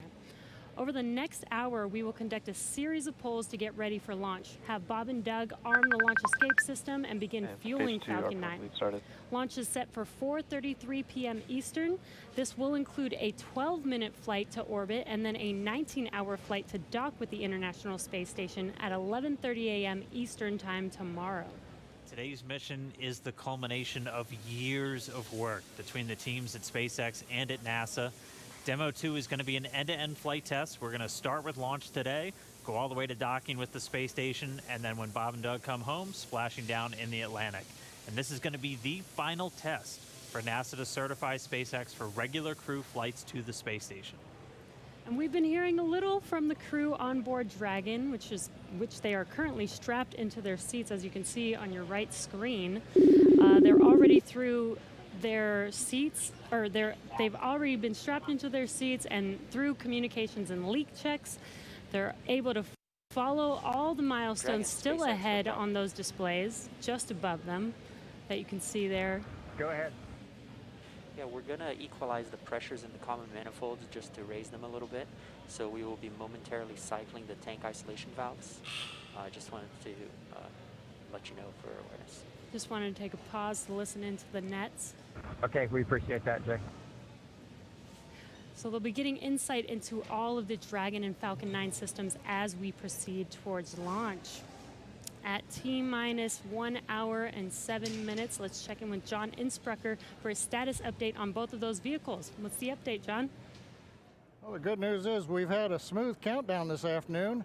SpaceX team is working no technical issues on either the Falcon 9 or the Dragon spacecraft. For the Falcon 9, operators have they are actually still in work. They're going to complete in a few minutes propulsion checkouts that are being done on both the first and second stages. The team will be assessing their launch readiness with a final go, no-go poll. That'll come at T-minus 45 minutes, and that'll be followed by propellant loading starting at T-minus 35 minutes. Now, earlier today, Dragon operators performed a series of checkouts of Dragon's flight systems. The spacecraft is also currently go for launch. Our NASA crew, astronauts Doug Hurley and Bob Behnken, that you can see inside the Dragon capsule on the right-hand side of the display, they are currently going through the various screens, simple checks. Their hatch is closed, suit leak checks are complete, comp checks are good. The next major event for Dragon is going to be retract of the crew access arm that you can see on the left monitor up alongside the Dragon capsule. That's going to happen somewhere between 45 and 42 minutes before liftoff. Now, the big one right now is the range. The range is currently red for launch from historic pad 39A. Now, the air and the sea space is clear, and the worldwide network of ground stations, as well as the tracking and data relay satellites, they are ready to support Dragon as it heads into orbit. But the range is red for the weather. We recently did clear, we went green for lightning, but we are still violating several constraints: rain, cumulus clouds, field mills, which is essentially you can tell that the atmosphere is energized around the launch site. We are expecting that we'll possibly clear that. We're going to hear a weather briefing at 1 hour with the expectation that those conditions may clear shortly afterwards and allow us to move into propellant loading. Also, we've been releasing balloons. What we're seeing at the upper altitudes is conditions look good for Falcon 9 with Dragon. No concerns have been expressed by the GNC guidance team right now. Now, as a reminder, today we have an instantaneous launch window at 4:33:35 Eastern Daylight Saving Time, or just past 33 minutes after the upcoming hour. So we get one chance at it today. But currently, T-minus 1 hour and 3 minutes, just passing that. Falcon 9, Dragon are go. The range is ready to support, but now we're waiting on the weather as we've been expecting all afternoon. Thanks, John. We've got an extensive history now of flying Falcon 9 from the Florida coast, and just last year completed a test run of the mission that we're less than an hour from beginning here today. The purpose of that mission was to demonstrate Dragon's capability to safely and reliably fly to and from the International Space Station. The success of Demo 1 was a really exciting moment, and it paved the way for today's mission, where we are just moments away, hopefully if we get that weather, from flying U.S. astronauts from U.S. soil for the first time since 2011.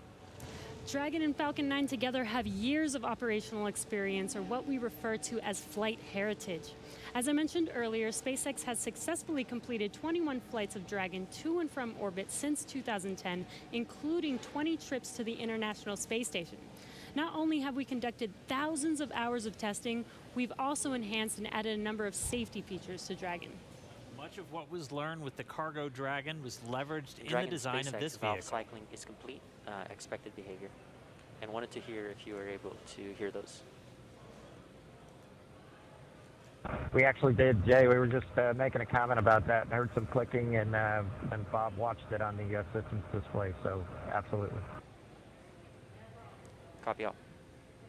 And that again right there, that's the crew talking to the core here in Hawthorne, California, who's going to be talking to them throughout their ascent uphill today. So they were just doing a quick checkout. Bob and Doug confirmed they were able to hear it. Sounds like everything's still good, so still no issues with Falcon or Dragon. Back to what we were talking through as we're describing these systems, a lot of what SpaceX did with Cargo Dragon has been leveraged into this Crew Dragon. The vehicle is designed to be fully autonomous, which means it can basically fly itself, but it also features a full manual override capability if the crew needs to take control in case of emergency. Many of the other enhancements help towards SpaceX's goal of reusability and less refurbishment time between missions. So let's take a closer look at some of these advancements. Standing at almost 27 feet tall from bottom of the trunk to top of the nose cone, Crew Dragon's composed of two main elements. We have the capsule up top, which is designed to hold the crew and any pressurized cargo, and then an unpressurized section known as the trunk on the bottom. And the nose cone at the top of the capsule protects the docking system as well as the guidance navigation control system, or what we call GNC. The nose cone opens for docking and remains attached to the Crew Dragon spacecraft, unlike the previous version of Dragon, and that helps towards our reusability Dragon efforts. SpaceX, we are at T-minus 1 hour. You are go for section 6. When ready, we report go for launch. SpaceX Dragon will put section 6 in work. So the crew just has a couple checks, Copy. and when they are ready for launch, we're going to hear them report to the core that they are go for launch. Continuing to walk you through the Dragon spacecraft, opposite of that nose cone is the trunk. We can see it on the left-hand screen there, where it's kind of split right down the middle with the left side black and the right side white. The trunk provides an attachment point to Falcon 9, the Dragon capsule, and can carry any cargo uphill. On the outside, one half of the trunk contains a radiator that rejects heat from the active thermal control system into space using SpaceX's new Pica tiling technology.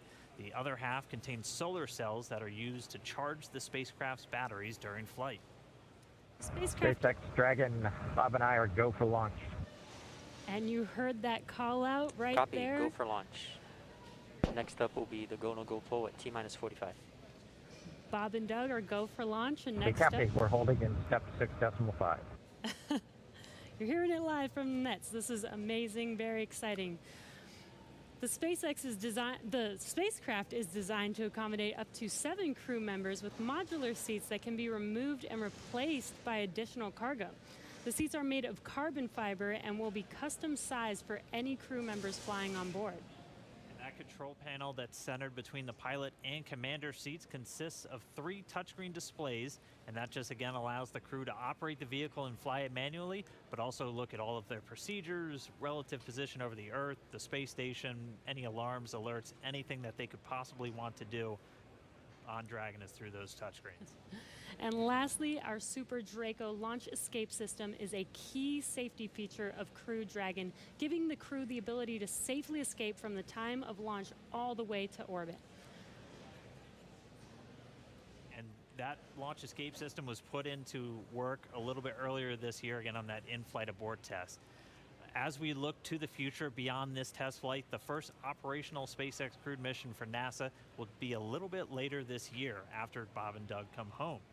NASA astronauts Mike Hopkins, Victor Glover, and Shannon Walker, and Suichi Noguchi of the Japan Aerospace Exploration Agency, or JAXA, were chosen to support this mission, being called Crew 1. But today, Doug Hurley is the spacecraft commander for this mission. He previously flew on 2 space shuttle missions as the pilot on STS-127 and STS-135, which was the final space shuttle flight. Here's a closer look at Doug Hurley. Please review your launch commit criteria. Again, this is to review and confirm no violation of launch commit criteria. We are tracking one issue with weather still. And I think we'll need to track that all the way down to launch to clear that. This polls also go for arming and launch escape system and a go for propellant load. And this is the on Countdown Net reporting that the technical poll was completed. All systems are proceeding. We're monitoring the weather, as LD briefed. We're also looking at a watch item on a hydraulics QD rod ring. Ring pressure will come up at -8 minutes 30 seconds, and we'll be able to verify decay rate. No concerns at this time. Everything's reading nominal, but watching that item. No other constraints on Falcon 9 or ground systems.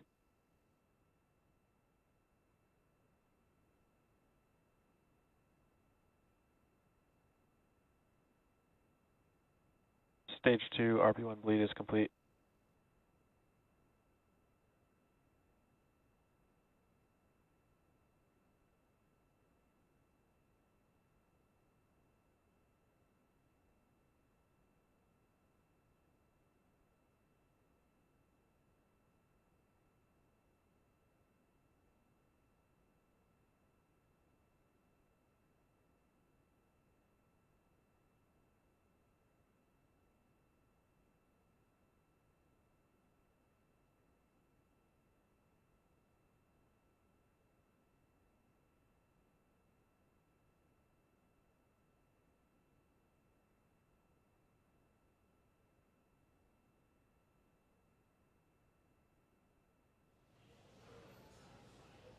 All right, we just crossed the 55-minute mark away from launch. Sitting right next to Doug Hurley, who's closest to your screen, is NASA astronaut Bob Behnken.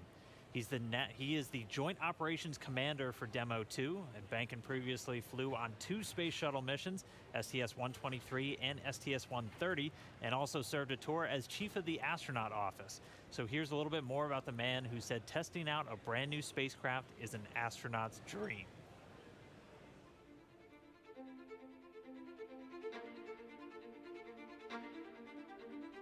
When you go through the launch day preparations, there's a lot of moments that kind of stand out to you. One is the kind of the celebratory piece of it, which is that you're walking out of the suit up room and getting in the vehicle that's going to take you to the launch pad. When you close the hatch, that's really when Doug and I are in the vehicle, and it's our vehicle, and we're really in control of the mission at that point. Test pilots, their task proved that man could fly into orbit around the Earth and return live and well to talk about it. There's always a balance of managing risk as you go forward to execute a test point and figuring out a way to collect the data. We hear a sound. Okay, is that sound an expected sound? Or we see a light, is that light an expected light? What's the source of it? Does it sync up with something else that's going on or not? So trying to dissect all of that in real time in your head is, a lot of things happen like that on launching of a vehicle. From St. Anne, Missouri, he is an Air Force colonel and flight test engineer. He flew aboard Space Shuttle Endeavour twice. Introducing NASA astronaut Bob Behnken.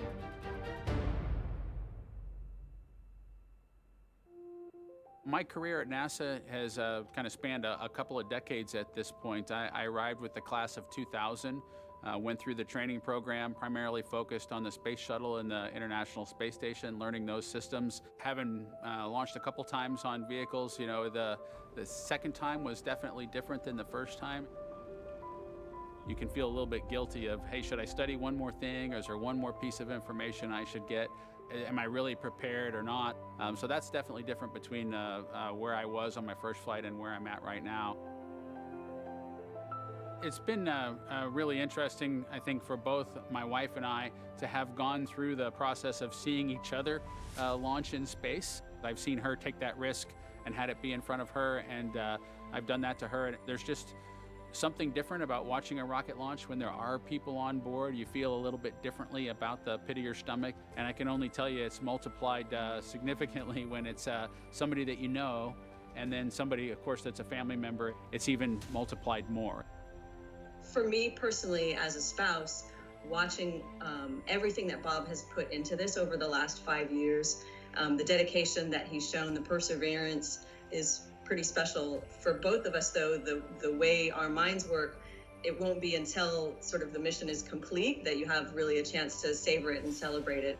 This is a huge accomplishment for an Air Force flight test engineer to be part of the demonstration mission of a brand new vehicle. It's going to be amazing. Without a partner that has that same appreciation, I think it can be challenging for some folks. There's a lot of work and a lot of time that takes away from family that that my spouse appreciates, and I love her for that.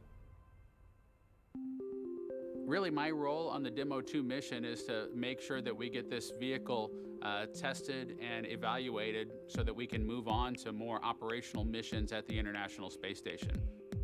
We've got a lot of objectives on board the vehicle that we need to accomplish to really make sure that it's good to go. We'll make sure all those systems are working during the test flight so that the future missions will have them available even if they don't plan to utilize them. Through years of the NASA team, helping to share that experience and teaching them the lessons that we've learned by going through this. Now there's another capability in the U.S. besides NASA to operate something of this magnitude. When is the last time humans launched on a new vehicle? Certainly on the American side, it's been several decades. Now we're in a time when we've got multiple vehicles under development.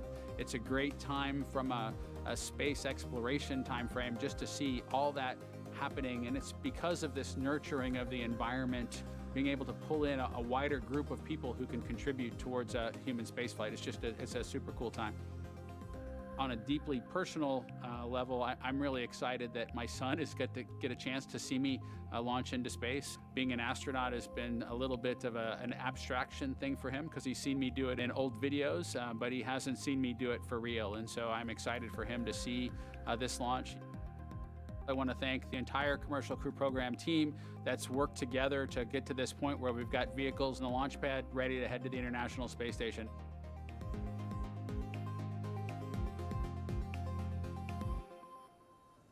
We're just over 49.5 minutes away from launch of the Falcon 9 carrying Dragon to the space station. Right now, the launch director and the launch team are preparing for a readiness for launch poll. In this poll, the 13 members of the launch team will electronically indicate a go for launch. This is also the go for propellant load. Now, we're going to hear that in a couple of minutes, so while we wait, we are tracking you watching from all over the country. We're seeing large numbers of you logging on or tuning in from coast to coast, as well as around the world. We want to know, is this your first time watching a launch live? If not, how many have you seen before? Tell us using the hashtag LaunchAmerica from your favorite social media website. As for me, this isn't my first one. I've seen a lot, but everyone is exciting. Now, coming up, we're going to go into a readiness poll, as I mentioned. Currently, right now, on other nets, the SpaceX launch director is checking to verify the Dragon team is ready and that the NASA launch management team is ready. They'll come back at about T-minus 47 minutes with instructions to the SpaceX Falcon 9 team to make their final assessments.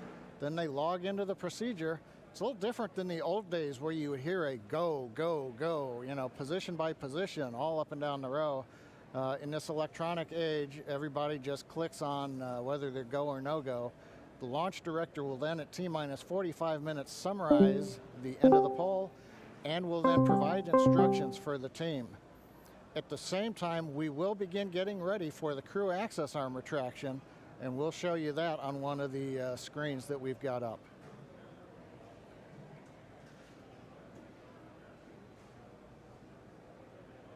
Now currently we are continuing to monitor the weather. The weather is still red.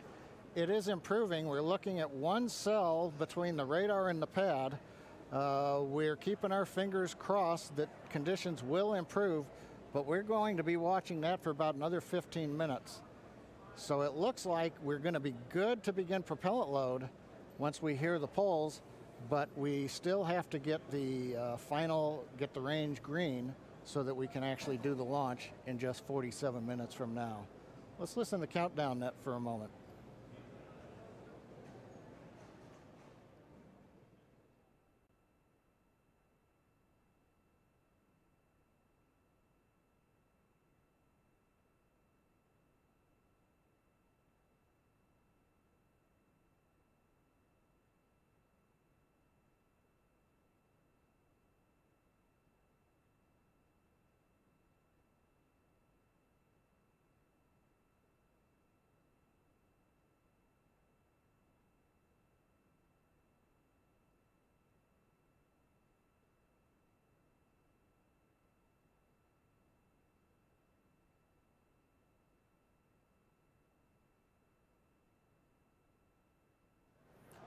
Right now, coming up on 46 minutes, 10 seconds before launch. Didn't hear any significant chatter coming over countdown 1. Yes, launch director in the countdown net. Poll is complete, and we have a go to proceed with propellant load. Launch control, proceed with swing into crew arm. Arming crew arm movement for T-minus 45 minutes. Thank you, launch control. A reminder in control room on hold and launch escape protocol. For non-urgent no-go conditions, brief CE or LD, and it will approve aborting the launch auto sequence and proceed to launch abort. For urgent issues affecting the safety of the operation, operators shall call hold on the countdown net. Launch control will abort the launch auto sequence immediately and proceed into the launch abort auto sequence. Operators shall also advise the launch director whether structural breakup or fire is imminent or occurring per Dragon manual escape flight rules. Remainder on fire alarm instructions. Here in firing room 4, in the event of a fire alarm, key operators, previously briefed, will remain at their post while the alarm is evaluated. In the event that personal safety is threatened, we will evacuate to the south-facing emergency exit, which leads directly outside. One final reminder, we'll be arming the launch escape system momentarily. Need all personnel, please stay in your seats from now through orbit insertion and Dragon separation from the second stage. Crew access arm retract has started.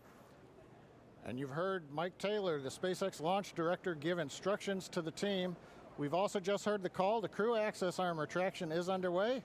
Great view from the camera inside the White Room as we see the arm moving away from the Dragon capsule, one of the major events necessary to get down to T0. The next one coming up will be arming of the escape system on the Dragon capsule. Now, right now, the next plan for Falcon 9, T-minus 35 minutes, we will begin loading propellant onto the first and second stages. Now, currently, Falcon 9's looking good, Dragon's looking good. The range continues to be go for launch in terms of the clearance around the launch pad, both the air and the sea space. Looking at the flight corridor, the ground stations, the NASA tracking and data relay satellites are ready to support. And we just continue to monitor the weather. Our team is getting constant updates. We're monitoring weather data sensors around the launch site, looking to make sure that we can get everything into the green position. The one that we're mostly looking at right now is how much rain we're going to get between now and liftoff, whether it's just going to be mild precipitation that's within the rules for loading propellant. That's what the expectation is, but we're going to continue to watch that. So fingers crossed, but right now coming up at T-minus 43 minutes, 18 seconds and counting, everything but the weather's go, and the weather is trending in the right direction. So we've got our fingers crossed here.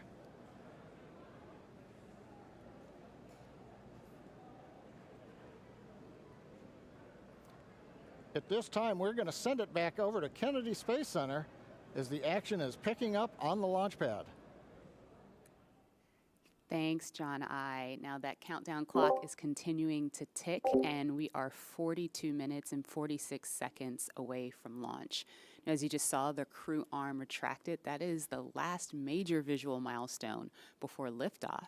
and we should be hearing out on the net soon confirmation that the launch escape system is armed. When that happens, all 8 of the Super Draco throttle valves are opened, which means that those engines can ignite. For section 7. Okay. So that means those 8 throttle valves are opened, and if those Super Dracos needed to fire in order for Dragon to escape off of the pad, they could. And so things running just a little bit ahead of schedule right now. Fuel bleed is complete.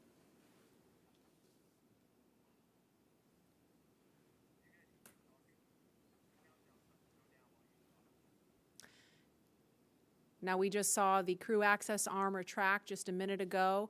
We saw NASA astronauts Doug Hurley. In 7.2, our visors are closed and we're arming the launch escape system.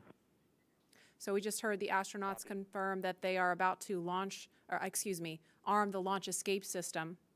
That happens just before fueling begins, which we expect to happen in just a couple of minutes. We saw Bob and Doug suit up a little over 3 hours ago. Then we watched them drive out to Launch Complex 39A. They were assisted by the SpaceX ground team with Crew Dragon ingress. That happened a little before 2 o'clock this afternoon. And then we saw the spacecraft hatch close. And again, just a minute ago, we saw the crew access arm retract. We just heard that the crew armed the launch escape system. And in just a few minutes, we are going to hear the call that they have started propellant loading.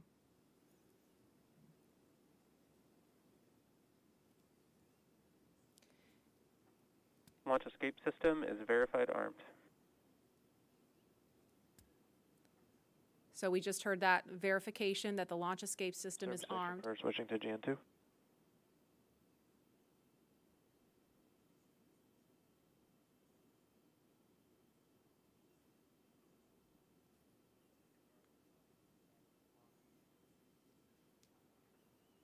And we are going to send it over to Hawthorne to take us through prop loading. Jesse?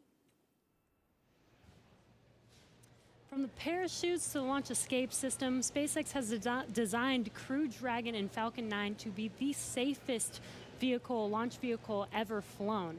And joining us today, we have SpaceX's Nick Picone, who was our mission manager for our in-flight abort mission earlier this year and currently works on the Starlink team. Thanks for joining us, Nick. Hey, Jesse.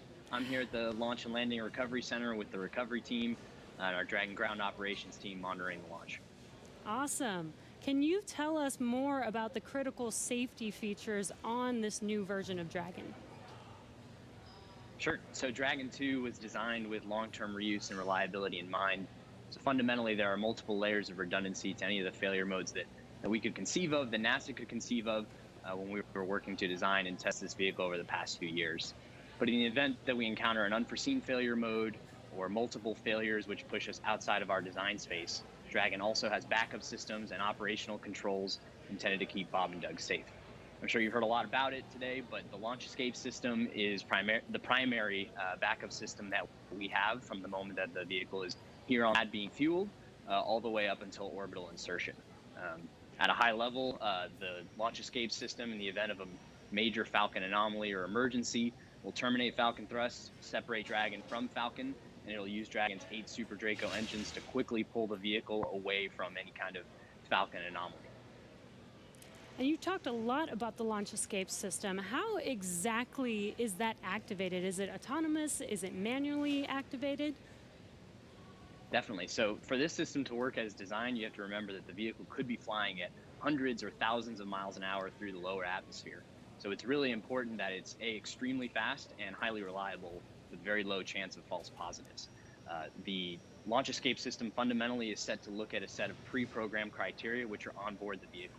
Dragon and Falcon are looking at high rate telemetry, looking for abnormal vehicle dynamics, loss of communication between critical systems, or manual commanding.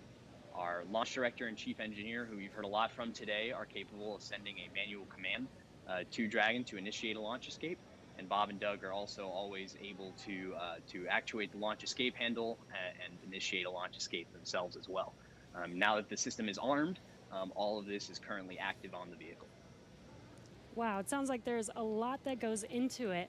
And we did have an in-flight abort test earlier this year to test this out. Can you tell us what we learned from that test?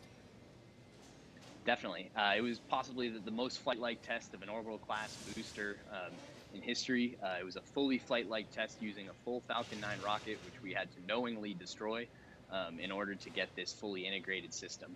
For folks who didn't get a chance to see it, the vehicle followed a normal crew launch trajectory. About a minute and a half into flight, we had Dragon autonomously trigger the launch escape system based on a reconfiguration of those triggers I was just talking about. For propellant And load. thankfully, we had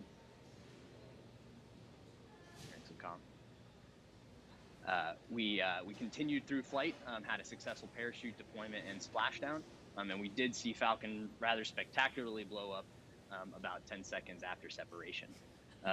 It's important to recognize that all of that happens from command to actual separation of the vehicle in under half a second.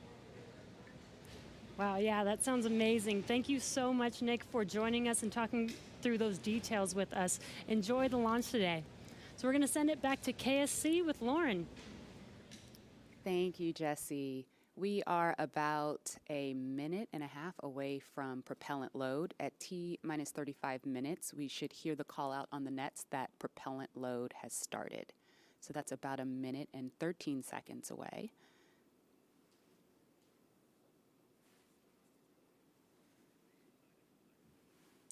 Hey, Marie and Lauren, I am getting goosebumps over here. This is an exciting moment. When I was sitting in the vehicle, when we retracted everything, when all the prop was getting loaded up, I was just going through my crew notebook. I was thinking about, what my first step would be if there was a malfunction, because usually everything goes nominally when you fly to space, but you have to think about the things that you have to take care of, the first steps you have to take care of. And on my mission, I was calling out the abort calls, like if we had lost an engine, where would we go next, when the different abort calls around the country and around the world. So I think that's what those guys are probably thinking about now, and just really getting ready for this mission to go off. Absolutely, and we're just now about 20 seconds from when we expect propellant loading to start. Again, that's fueling of the rocket. All right, we're getting close. We should hear that call out any second now on the nets. So let's listen in. Propellant load has started. Fantastic. So prop load has started. We've started loading liquid oxygen on stage 1 and stage 2. And yeah, liquid oxygen and RP1, which is our rocket grade kerosene. So now that we are 34 minutes and 42 seconds away from the first launch of astronauts into orbit from American soil since 2011, we know that the launch escape system is armed, which happened just before fueling. Dragon prop load happened weeks ago, actually just a few miles down the road at what we call Dragon Land. And those propellants, which are MMH, or monomethyl hydrogen, that's our fuel, and NTO, or nitrogen tetroxide, that's our oxidizer, those not only feed the Draco engines that propel Dragon on orbit, but they also supply those 8 Super Draco engines of the launch escape system. So I have one right here, a little model.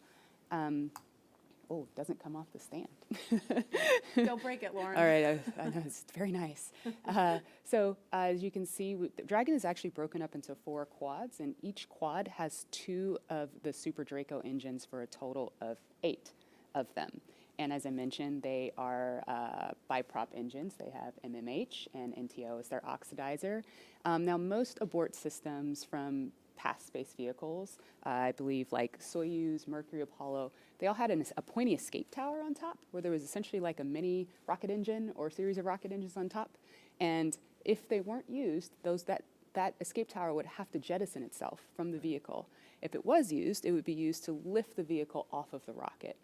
Well, Dragon is a little bit different in that its escape system is actually integrated into the vehicle, and that's great for a couple of reasons. One less thing you have to jettison on a nominal flight, and so they're pretty dormant, just those throttle valves open unless they're used, and hopefully they never have to be. And yeah, I mean, the other thing that offers you is the ability to escape from the pad all the way to orbit. Because if you jettisoned your escape system prior to that, you couldn't. So yeah, that's little Dragon there. Again, All right. new era, much safer design. Yeah, absolutely. Thanks for walking us through that, Lauren. Again, the launch escape system is armed. That protects Bob and Doug so that if something were to go wrong, they can shoot off of the pad away from the rocket and parachute to safety in the ocean.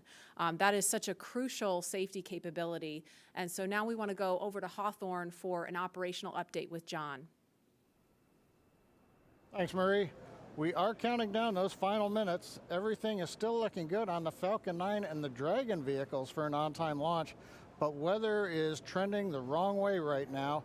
And we're keeping our ears open in case we hear that the weather is going to be no-go for the rest of the count. Right now, we are counting down at T-minus 32 minutes. Stage 1 locks and Falcon 9 RP1 did flow rates begin are nominal. propellant load at T-minus 35 minutes, right on time. The propellants we use on Falcon 9 are a fuel, which is rocket-grade kerosene, also called RP1, refined petroleum. We use an oxidizer, and that's the super chilled liquid oxygen, or LOX as we call it. Those two propellants come together, but they don't light, so we need an ignition source to complete the fire triangle. For this, Falcon 9 uses a fluid called T-tub. You might see that just before first stage ignition, or maybe later in the second stage ignition. You get a green colored flame as the T-tub comes out into the oxygen, and that ignites the main engines right before the rocket takes off or the second stage engine lights. Now currently in the fueling, RP1 fuel is about 10% full on the first stage. That's the bottom 2/3 of the stack of the vehicle you can see on the left. The first stage is that long white cylinder at the bottom plus that black cylinder called the inner stage. That's the entire first stage that we're loading with LOX and RP1 kerosene. That's the part that comes back to Earth. The second stage just above it, the white cylinder, and then above that will be the Dragon trunk and the capsule. Now currently the second stage is also loading fuel with RP1. That's about 8% full right now. We are loading liquid oxygen on the first stage. The second stage liquid oxygen load will begin at T-minus 16.5 minutes if the weather cooperates. So LOX loading will then continue on both the first and second stage until the last few minutes of the countdown. Helium loading is also underway into pressure vessels on the second stage. We use that to pressurize the tanks in flight as the propellant is being pulled out by the Merlin turbopumps. Dragon on board the spacecraft. You can see the astronauts are monitoring systems while propellant is loaded into the Falcon 9.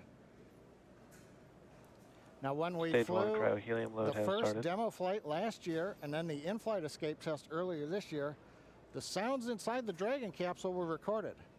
So as part of the training, the sounds of the propellant loading were played back to acclimate the crew to what they're experiencing now. I'm listening to some discussion on one of the back nets, trying to track where we are with the weather criteria. We're just passing another weather gate right now, trying to see whether or not the conditions are go. In certain situations, when the weather is no go, you have to wait 30 minutes, and we are now inside of 30 minutes.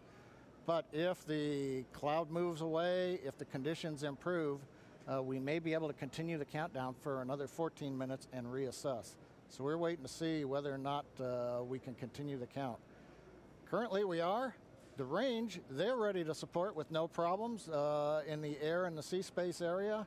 But again, the weather, that's the one that's looking bad, and we're going to continue to listen.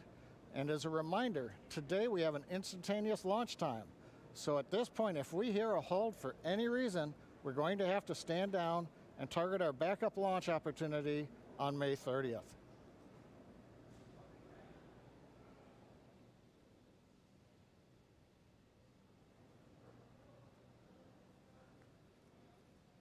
For Demo 2, Bob and Doug's flight to station will take about 19 hours, and their journey is fairly similar to the trip our cargo Dragon makes back and forth to the International Space Station, with two noticeable differences: docking and splashdown. As we await T-minus 0 in just a little over 28 minutes from now, ground operations teams just doing those final series of system checks, making sure both Dragon and Falcon 9 are ready for liftoff, and really keeping an eye on that weather. And you're just continuing to get live views of the teams. You've got Falcon 9 and Dragon on your left, and then Bob and Doug on the right as they prepare at the Cape for liftoff. Once we hit T0 and a successful launch occurs, we will watch Falcon 9 and Dragon make their ascent until Falcon 9 and first and second stages separate and send Dragon on its way to the space station.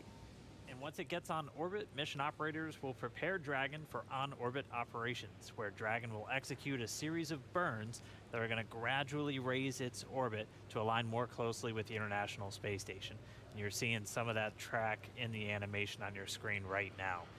After doing enough of Dragon, those burns, SpaceX they'll put weather Dragon... update. Oh, sounds like we're going to get a weather update real quick for the crew. Go ahead, SpaceX. Yeah, we're currently just evaluating a constraint on the field mill rule, which looks at lightning energy dissipation. We expect to have an update at about T-minus 20, and more information there on whether we would be able to continue into the prop load or scrub at that time.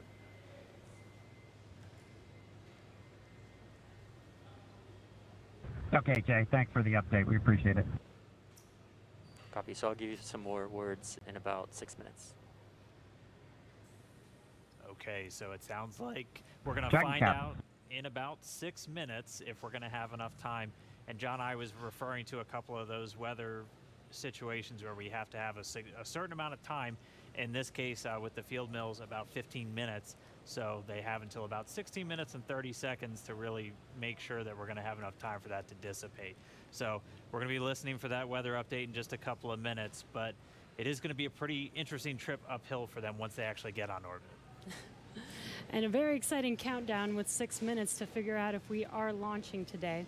But targeting back to what we were talking about, next Dragon will make its approach and actually dock with the space station.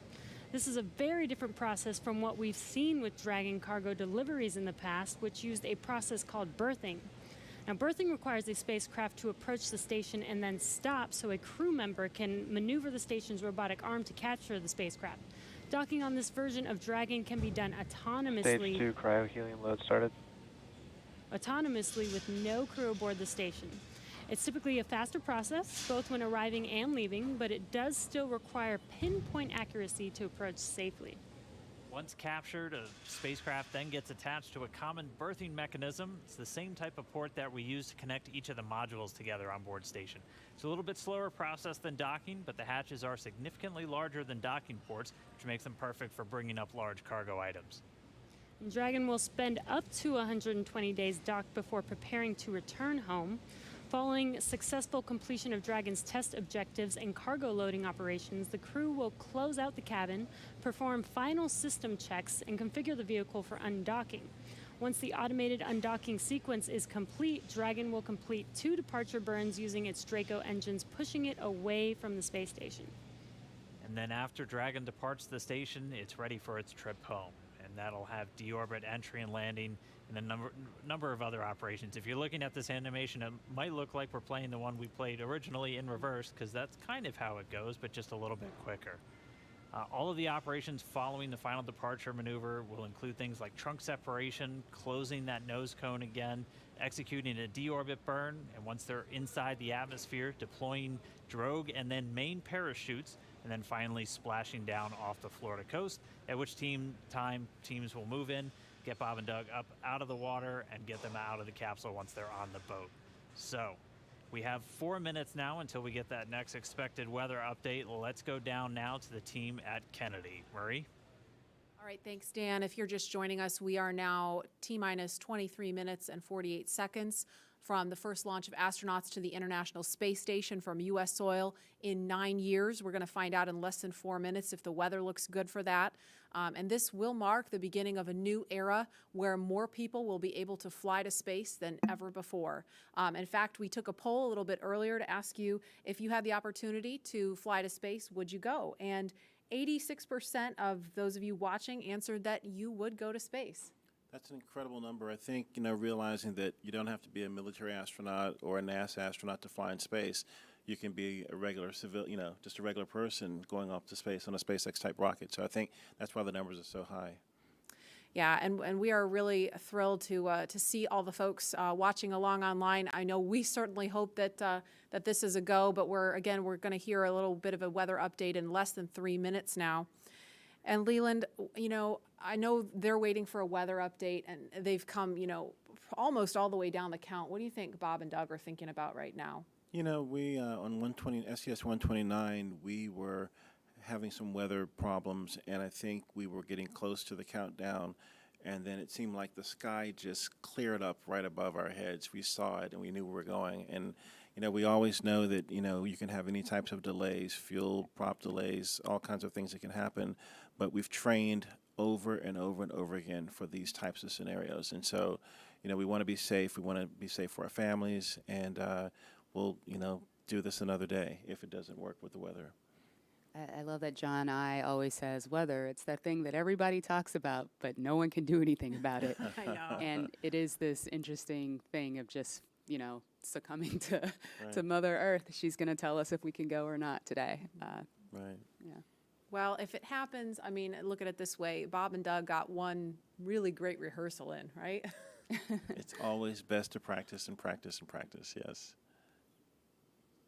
So again, we're less than 2 minutes now from that weather update that is going to go directly to Bob and Doug, and we will quiet down so we can listen in for that, because I know we can't wait to find out what that is. And those of you watching that have been following along, we are eagerly awaiting to hear whether the weather is going to be a showstopper today.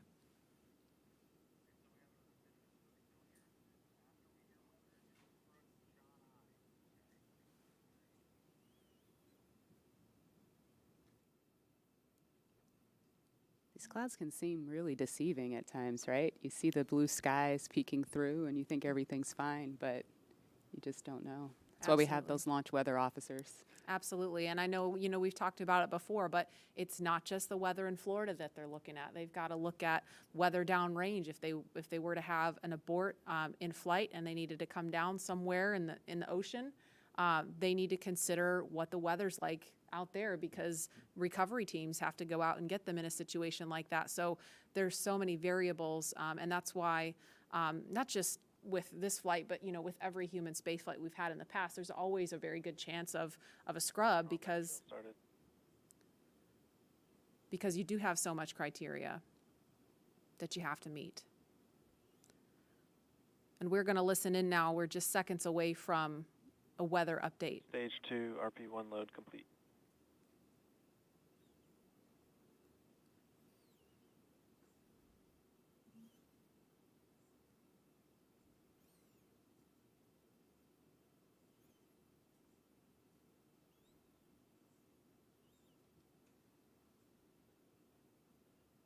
That is liquid oxygen you see venting off the rocket. That's completely normal and expected. We're standing by for a weather update. Unless you can give us another 10 minutes, I don't think we're going to get there with any of the rules today. I'm going to give you 10 minutes. I mean, another 10 minutes past T0. Oh, 1645 local. I think we'll probably be clear on all the rules, but not quite going to make it for this. Okay. We're going to check back in with you in about 2 minutes, and then I'll call it up at about T-minus 17 minutes. Okay. Yeah, there's some of them are starting to count down, but we still have one above 2,000. So if that gets below,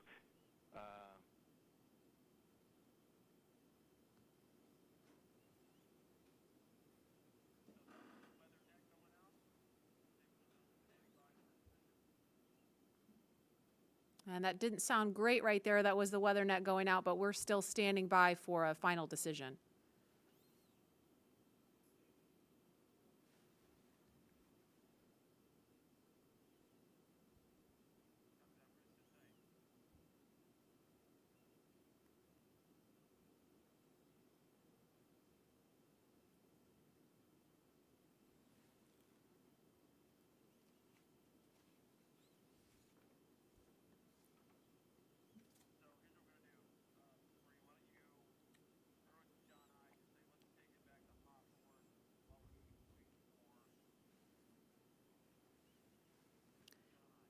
And we're going to continue to listen in for an update, but in the meantime, we're going to go over to John Innsbrucker at SpaceX headquarters in California. John? and Dragon SpaceX on weather. We're still not T-minus 18 minutes currently. and counting. LD is we are still having red some on weather. discussions. Expect an update from LD. We're waiting in about another minute for one final check with weather. We're going to check at T-minus 17 minutes possibly. We don't really expect that things will have improved. The weather officer was not optimistic that the weather would clear up that rapidly. We did hear the launch director, Mike Taylor, joke that, you know, if we could move 10 more minutes past the T0, weather conditions may improve, but Mike was not able to do that. We have an instantaneous window today. So at 17 minutes, we want to make that call because shortly after that, we will begin loading liquid oxygen onto the second stage. So if we're not going to have the opportunity to launch, if the clock's going to run out, stand by. We continue to violate a couple different weather rules that we now do not expect to clear in time to allow for a launch today. We go ahead and end today's launch attempt. Launch control. Go ahead and end the launch auto sequence and proceed into the launch abort auto sequence, please. Launch abort has started.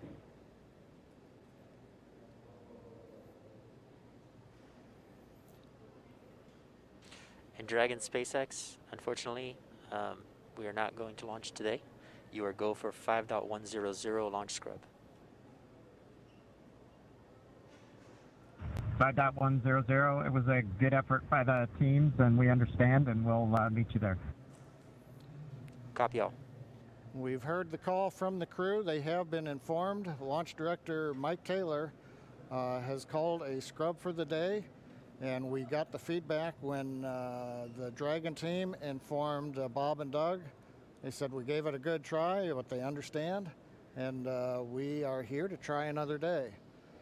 So right now we did officially hold the clock. It looks like at T-minus 16 minutes, 54 seconds. The launch automatic sequence that controls the Falcon 9, the loading of propellants, the cycling of valves, that is also stopped. We now proceed into what is a normal scrub sequence for us. We practice this every launch.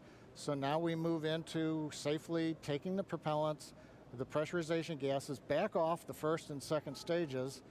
As things get into a safe configuration, then we will disarm the escape system on Dragon, and we'll bring the crew access arm back around the spacecraft.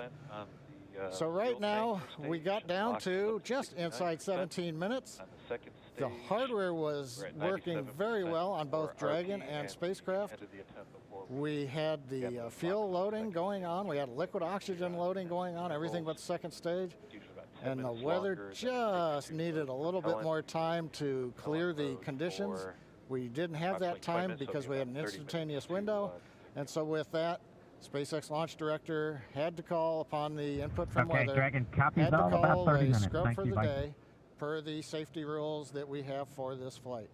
So right now the team is undergoing the post-scrub operations on both Dragon as well as Falcon 9, working with the range. No issues being reported right now as we start to go through that sequence. Everything looks good.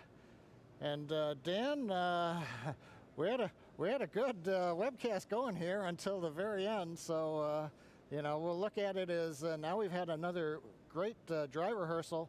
Last Saturday we did a dry one, I should say, and today we've done a wet dress rehearsal. But sorry, we just couldn't get there, Dan. Yeah, thanks, Jeff. And it does look like the launch has been scrubbed today, so that's going to be it for the stream. Thanks for joining us today. If you feel like checking out some of the other stuff on the channel, feel free. There aren't a whole lot of videos, but I will be updating some more this week, and we'll have another live stream on the 30th for when the launch goes for its second attempt. If you can't make that, I'm sure I'll do a couple of videos on it, as well as our weekly live stream next Tuesday over on Super Jeremy World. Thanks, and have a great